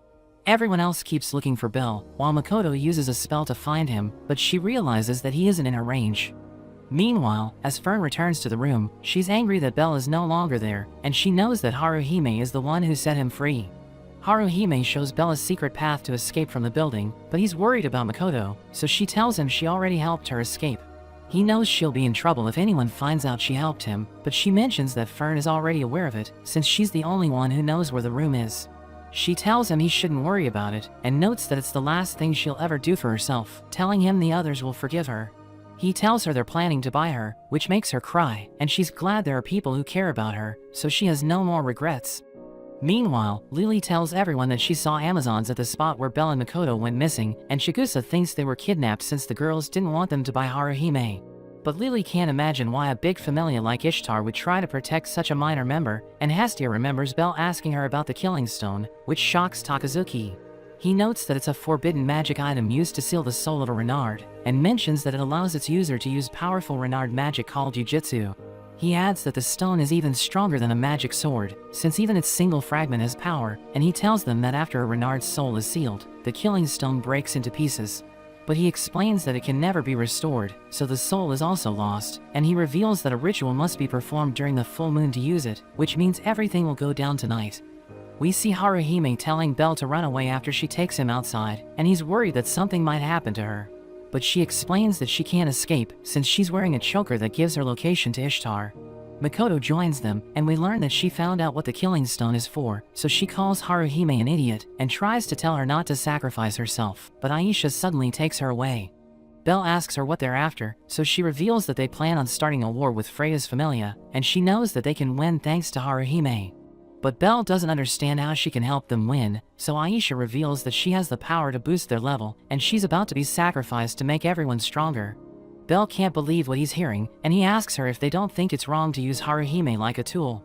But Aisha warns him that if he tries to take her away, they won't hesitate to start a war with his familia. She reveals that she hated Haruhime when she first came to the pleasure quarter, because no matter what she did to her, Haruhime would always smile like she had already given up on everything. Aisha got so annoyed that she broke a precious stone to vent her frustration, but it ended with her getting beaten up by Fern, while Ishtar took advantage of her injured body. So after that, Aisha has never been able to defy anything Ishtar tells her, and she asks Bel why he isn't trying to get Haruhime back from her. She tells him he can't save her if he keeps worrying about everything, and notes that she can't let him have Haruhime because he's a coward who can't make a decision. As the other Amazons finally arrive, Haruhime holds Aisha in place and tells him to get away. But he's too shocked by Aisha's words to do anything, so Makoto grabs him and runs away with him, while the Amazons start following them. As Belle and Makoto are hiding, he keeps thinking about Haruhime, and he's angry at himself since he has no idea what to do. Meanwhile, Hestia and the others try to reach them, but the guards don't let them in because they're closed for the day. They realize that all of the entrances have been blocked, and it seems like instead of keeping people out, they're trying to make sure no one can escape. We see Fern yelling at everyone else since they haven't found Belle, so Aisha reminds her that it's her fault for disobeying Ishtar's order. But Fern mentions that everything would have been okay if Haruhime hadn't interfered, and a girl named Samira tells them to calm down. She notes that they can just give Belle to Ishtar after the ritual is over, because he isn't strong enough to stop them, and she thinks they should just let him run for now. Meanwhile, Belle thinks about when Haruhime told him that a hero will never save someone like her, and he's annoyed since he thinks it isn't true, but he's surprised to see that his hand is glowing. Makoto returns after checking their surroundings, and she mentions that all of their pursuers have gone back, so it's the perfect time for them to escape, but he plans to save Haruhime instead. She reminds him of what will happen if he saves her, but he thinks Hestia and the others will understand, which makes Makoto cry, and she decides to help him. The Amazons who were following Belle return to Aisha, and they mention that they couldn't find him, so they think he may have already escaped, but she's sure he'll return to save Haruhime. Makoto notes that after she makes contact with Haruhime, she'll fire a flare to signal him, and notes that she'll use the green one if she's able to get her out. But she'll use the red one if she fails, and in that scenario, one of them needs to find the Killing Stone and destroy it. After that, Belle rushes towards the front gate and breaks through it using his firebolt. He spams it to get rid of the Amazons, but Hestia and the others hear the commotion, so they attack the guards and break in as well. While everyone is distracted by Belle, Makoto holds a needle to one of the Amazons, and after she gets Haruhime's location, she knocks her out. Fern tells everyone that Belle has returned, so Samira needs to start the ritual, and she takes Aisha with her to fight him. Belle keeps running around their home, and he attacks everyone he sees with his firebolt, but he ends up running into Fern, who starts throwing her axes at him. He tries to hit her with his firebolt, but it has no effect on her, and she sends him flying through a door. The Amazons are about to attack him, but Ishtar tells them to stop, and orders them to go to the ritual site. Belle asks her why Haruhime needs to die, which makes her laugh, since she didn't think he would have the courage to talk about another woman in her presence. She notes that she'll use Haruhime to rank up all of her children, so that they can defeat Freya's familia, and Ishtar reveals that she hates Freya, since all the men think she's the most beautiful woman. Belle wonders why she trained Haruhime if she planned to sacrifice her from the beginning, but she doesn't think there's anything wrong with it, and tells him she doesn't have time to argue with him. One of her men named Tammuz holds Belle to the ground, and she mentions that he's at level 4, so Belle won't be able to get away from him. She takes off her clothes, which makes him embarrassed, and he tries to look away, but Tammuz forces him to look at her. He still closes his eyes and tells her to put on her clothes, which confuses her, since he should have already been charmed by her. She takes a look at his back, and she's shocked to see the skill that crystallizes emotions, which means divine charms won't work on him. He gets away from Tammuz, and she tells him to make sure Belle doesn't escape, so Tammuz runs after him. Meanwhile, as Haruhime is being taken to the ritual site, Makoto comes to her rescue, but Haruhime reminds her that if she tries to save her, it will lead to another war. She doesn't understand why Haruhime has already given up, and Makoto notes that if she just asks Belle for help, he'll never let her go. She starts to cry, and notes that she's someone who has sold her body to men she doesn't even like, so she can't forgive herself for it, and thinks she has no right to ask anyone for help. A group of Amazons arrive, and one of them hits Makoto with her blade, so she jumps off the tower to escape, and fires the red flare to let Belle know that she failed. They finally start the ritual, and as Samira is about to stab Haruhime, Makoto once again comes to her rescue. She tells Makoto to leave, but she refuses to go back without Haruhime, so Samira decides to take care of her. She rushes towards Makoto and starts beating her up, and she's surprised by how strong Samira is, since she wasn't expecting a level 3 to be so powerful. A girl reports to Fern that Belle has escaped, so she yells at him to come out, or else his friend will be killed, but Makoto tells him to stay hidden. Samira shows Makoto that the ritual has already started, which makes her remember the time Takazuki told her that ninjas don't play fair, but they're always loyal. He knows that it isn't her style, but thinks she can still become the greatest ninja if she has something to protect. She grabs onto Samira, who starts beating her up, but Makoto refuses to let go, and Samira is shocked as Makoto's body starts glowing. She discharges her magic, which blows everyone away, and as she falls down the tower, she yells at Belle to save Haruhime. He finally shows himself, so Fern orders one of the girls to eliminate Haruhime, but he manages to disarm her and shatters the killing stone into pieces. Meanwhile, Ishtar is shocked to see that the pleasure quarter is on fire, because Freya's familia has launched an attack, and Freya tells everyone to do their jobs, while she leaves to talk with Ishtar. At the ritual site, Belle tells the Amazons to let Haruhime go, since the killing stone has been destroyed, but Fern notes that they'll just find another stone. Haruhime tells him to leave, since she doesn't want to be a burden on anyone, but he thinks the heroes they believe in would never abandon her. She starts to cry, and notes that she's a filthy person who doesn't deserve to be saved, but he tells her she has done nothing she should be embarrassed about. He explains that a person should only feel ashamed when they don't have the will to take action, and notes that she never tells him what she truly wants. But Fern hits the ground to blow him away, and tells Haruhime to boost her level. She starts using her spell, but instead of applying it to Fern, she uses it on Belle and tells him to save her, since she doesn't want to die. Fern hits her in anger, so Belle starts attacking her, but she notes that increasing his level won't help him, and they appear to be evenly matched. The other girls are distracted by what's going on in the city, so Aisha tells them to run away, since they've been attacked by Freya, and she knows that they can't win without the killing stone. We see Freya's familia members telling Ada they won't help Belle, but he doesn't care as long as they cut off Ishtar's escape route. As they keep moving forward, he sees Makoto lying on the ground, so he uses a healing potion on her. Meanwhile, Hestia and the others are surprised since they haven't run into anyone, but a girl suddenly attacks them. She knocks Welf down, but before she can finish him off, a man named Alan, who belongs to the Freya familia, stabs her with his spear and tells Welf to get lost. At the ritual site, Belle and Fern keep fighting each other, and as she blows him away, she notes that Haruhime will forever be with them, but he mentions that she isn't a tool. He grabs a sword and uses it to scratch her face, which makes her lose her mind, and she tries to crush him with her axe. He manages to dodge it, but it shatters the ground, and he rushes towards her, so she tries to block his attack, but she ends up falling down as the floor collapses. As Fern gets out of the debris, she notices that the city is on fire, and she's shocked as Ada appears in front of her. She tries to attack him, but he crushes her hand, so she begs him to spare her life. She offers her body to him, telling him she's just as beautiful as Freya, but he becomes furious at the comparison to his goddess, and he crushes her head. Meanwhile, as Makoto wakes up, she sees that she's being carried by Takazuki, and they tell her they still haven't found Belle, so she tells them to go to the Hanging Garden. At the ritual site, Aisha tells Belle that she can't just let him take Haruhime, because leaving a familia comes with a price. She notes that even if he can save her, another familia will hear about her powers, and he'll end up going through everything he's experiencing once again, but he doesn't care. As they prepare to fight, Belle waits until the level boost spell runs out to attack her, and she thinks he's stupid, but she still likes his character. We see Ishtar trying to escape, but she runs into Freya, so she tells the Amazons to attack her, but Freya instantly charms them. Ishtar is shocked seeing this, and she apologizes for kidnapping Belle, but Freya notes that she can't forgive her for her actions, since she won't let anyone have him. Hermes looks at the burning city with Asfi, and he thinks it's all his fault, since he was the one who told Ishtar about Belle, but he never thought it would lead to such a conclusion. Asfi asks him what his goal is, so he notes that he'll accomplish what even Zeus failed to do, by making Belle the last hero. Belle continues fighting Aisha, who mentions that people like him make her blood run hot, and she manages to slash his face, but he almost lands a hit on her as well. They both use their spells on their swords, and as she takes a swing, the shockwave from her attack almost blows him away. But he manages to block it, and both of their swords are broken into pieces. They charge at each other, but Belle covers his fist with his firebolt, and he manages to blow her away. Meanwhile, Ishtar keeps running away from Freya, and she runs into a dead end, but she notices Tom is sneaking up on Freya, so she tries to distract her.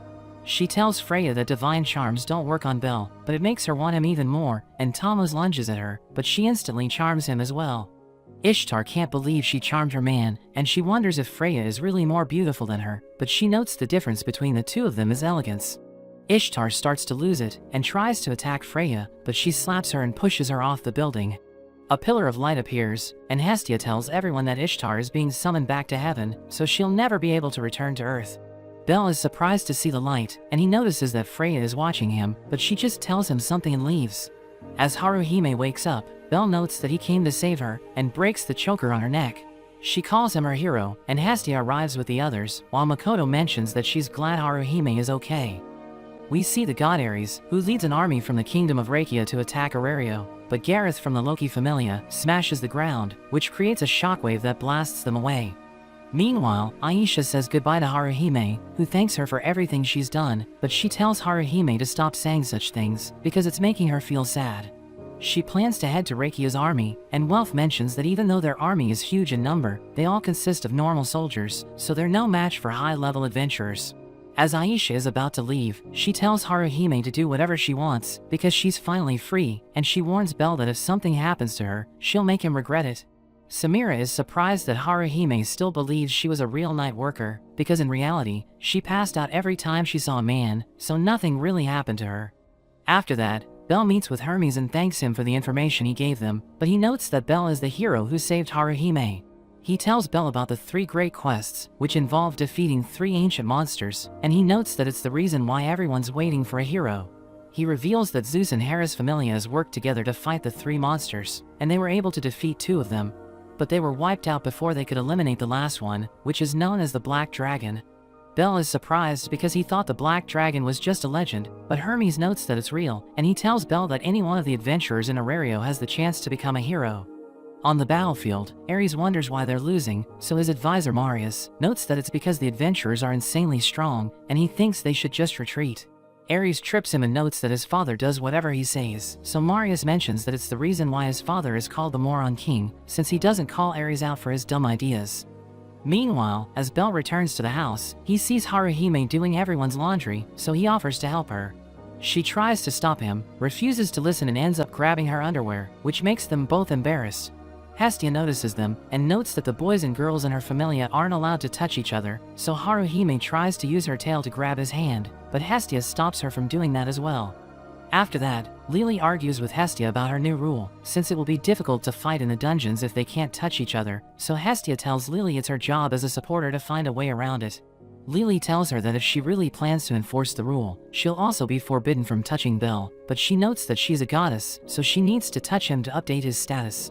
As they continue to argue with each other, Hestia finally backs down, but notes that flirting isn't allowed. Makoto asks her if her rule applies to the gods as well, and Welf notes that he's pretty close with Hephaestus, so she tells them that love between a child and a god is always welcome. Lily thinks she's being ridiculous that only gods can date mortals, but they can't date each other, so Hestia tells her to just forget about everything. She asks Bell what he would do if a goddess confessed her love to him, and he notes that he would reject her, since he wouldn't feel worthy of her love, so Hestia becomes upset and runs off. He doesn't understand what he did wrong, and Lily mentions that if he really meant what he said, it would also apply to adventurers and supporters. She explains that if a person couldn't be with the one they loved because of who they are, it would make them extremely sad, so he goes to look for Hestia. We return to the battlefield, where we see people from Aurario trying to sell their items to the injured soldiers, while Aisha is looking for a man worthy of her time. Ares realizes that they can't win a straight-on fight, so he decides to kidnap a god from Aurario and make them surrender, which shocks Marius. But before he can stop Ares, he runs off and tells Marius to follow him. Meanwhile, as Bell is looking for Hestia, he runs into Mayak and Hephaestus, and he asks them if they have seen her, but they have no idea where she is. They notice that something's wrong with him, so he asks them if gods can fall in love with humans, and Mayak notes that it's happened before. Bell doesn't understand how that works, since they're completely different from each other, but they wonder what he's afraid of. They mention that if a goddess confesses her love to him, he shouldn't run away from her, and still respect her even if he loves someone else. Hestia is still angry at Bell, thinking that he doesn't need to be so formal with her. A woman notices Hestia and asks her to gather ingredients for her, which annoys her since she's a goddess. But she still decides to help the woman, and she starts looking for the ingredients, but she runs into Ganesha, who lets her out the front gate. We see Ares and Marius trying to sneak into Aurario, and Ares thinks their disguise is perfect, but Marius tells him to stop being loud. He notes that their disguise isn't that amazing, since they're just wearing a cloak, and Ares reveals that he plans to kidnap a god from the streets. Marius can't believe how stupid he is, but he notices Hestia walking past him, so he just grabs her and runs away. The whole town starts to panic, and Bell notices Eyes, who tells him that Hestia has been kidnapped. Loki is annoyed at Ganesha, since he was the one who let her out of the front gate, so she kicks him away. Eyes asks Finn if the pursuit team has any information, but he mentions that the enemy has split into multiple units, which are fleeing in different directions. They have no idea what to do, since they don't know much about the terrain outside Aurario, but Eyes decides to go look for her. Belle wants to join her, and Loki is against the idea, since she thinks he'll just slow Ais down, but he refuses to just sit back while his goddess is in trouble. Finn notes that if they just go out blindly, they won't be able to achieve anything, but Hermes suddenly appears, and he mentions that Asfi can help them locate Hestia. As they start their rescue mission, Asfi flies into the sky, and tells Ais and Belle where to go. They catch up to Ares in no time, and he tries to attack Ais with his sword, but she breaks it in half, and he's surprised that she was able to do that. She ends up getting surrounded, so Asfi tries to help her, but Marius grabs her leg with his chain, and tells the archers to shoot her down. Hestia manages to break free while they're fighting, but she falls down a cliff, so Belle and Ais jump after her. As Hestia wakes up, she sees Belle sitting beside her, and she asks him where they are, so he notes that they're staying at the mayor's house in a mountain village. He tells her that Ais saved both of them from the water, and Hestia asks him about Ais, so he mentions that she went to see whether the Rakia army is still coming after them. The mayor, Karm, appears with his daughter Rena, so Hestia thanks them for their help, and she asks for his permission to stay there for a while longer, so he tells her he has no problem with it. Ais returns and notes that even though she didn't find Asfi or the Rakia army, she still thinks they should stay there for a while, and Belle agrees with her, but he blushes as he sees her dry off her hair. Meanwhile, we see that Karm is in bad health, so Rena takes care of him, and he's happy that he has a kind daughter, but he tells her to rest since she needs to take care of Hestia. The next day, Rena brings tea for Hestia and Belle, and she mentions that a festival is taking place in the town to pray for a good harvest, so Hestia tells Belle to help them. As he's about to leave, he runs into Ais, and he tells her she looks great in her new clothes, but she asks him where he's going, so he notes that he'll help the villagers prepare for the festival. After that, a villager is surprised by how beautiful Ais is, and he wonders if all the girls in Aurario are like her, so Belle mentions that everyone has their own charm. As he walks around the village, he notices something strange, so a villager tells him it's a scale from the Black Dragon. She reveals that there are 10 of them, and we learn that the villagers pray to the scales, because they scare the monsters away. The villagers note that it's the only reason why they can live in peace, and they don't know what they'll do when the Black Dragon is defeated. But Belle is surprised that they think the Black Dragon is the one bringing them peace, because the legends mention that it will destroy the world. As he's about to leave, he sees Ais standing in front of a scale, but she has an angry look on her face. As Belle returns to the house, he sees Karm standing beside Hestia while she's sleeping, and he tells Belle he wants to talk to him. So they go to another room, where Karm shows Belle an emblem, and reveals that he was once a child of a goddess, but he couldn't save her. After she died while saving him from a group of monsters, she was called back to heaven, and he thought about ending his life and following her. But he couldn't bring himself to waste the life she gave him, so he came to the village and never got married. He mentions that Rena is his adopted daughter, and Belle becomes worried when he starts coughing, but he assures Belle that he's fine, and tells him to protect Hestia, so that he won't have any regrets. As Hestia wakes up, she feels less tired than before, but she decides to stay in bed, because Belle will keep taking care of her. Ais brings her dinner since Belle is talking with Karm, so Hestia thanks her for her help, and asks her what she thinks of Belle. So she notes that he's like a rabbit, and Hestia is happy that she doesn't seem to like him. After that, they go to the festival, where the villagers start doing the harvest dance. They tell Hestia that if an unmarried man asks a girl for a dance, it means he likes her, and if the girl accepts his offer, they end up becoming lovers. They want Hestia to dance as well, so she tells Belle to ask her for a dance, and promises to forget about why she was angry with him if he does what he's told. So he agrees to do it, but she tells him to ask her like he did with Ais, so he invites her to dance with him, which makes her happy. As they're dancing, he thinks about how she's the most important thing in his life, but he doesn't know how much time they'll be able to spend together. Rena suddenly arrives, and she takes them back to Karm, who looks like he's about to die. As he looks at Hestia, he remembers his goddess Brigid, which surprises her, because they used to be best friends. He's worried that he won't be able to see Brigid after he goes to heaven, so Hestia assures him that she'll find him, and he starts crying since he sees Brigid in her. After Karm passes away, Belle asks Hestia if Karm will be able to find Brigid, but she thinks it will be difficult, because when souls return to heaven, they're restored to a pure white state. So they forget everything and return to the lower world, and she asks him if he doesn't think a human and a god should fall in love with each other. So he notes that humans have a limited lifespan, while gods live forever, and he doesn't want them to deal with the pain of losing someone they love. She tells him he doesn't need to think about it, because no matter how old he gets, she'll always be with him, which makes him cry. She notes that even if death tears them apart, she will still find him no matter how long it takes, so he doesn't need to be afraid of falling in love with her. The next day, they visit Karm's grave, and they decide to leave the village. But Belle wants to return when he has the chance, and Ais tells him to bring her as well, but Hestia gets jealous, and tells her to stay away from him.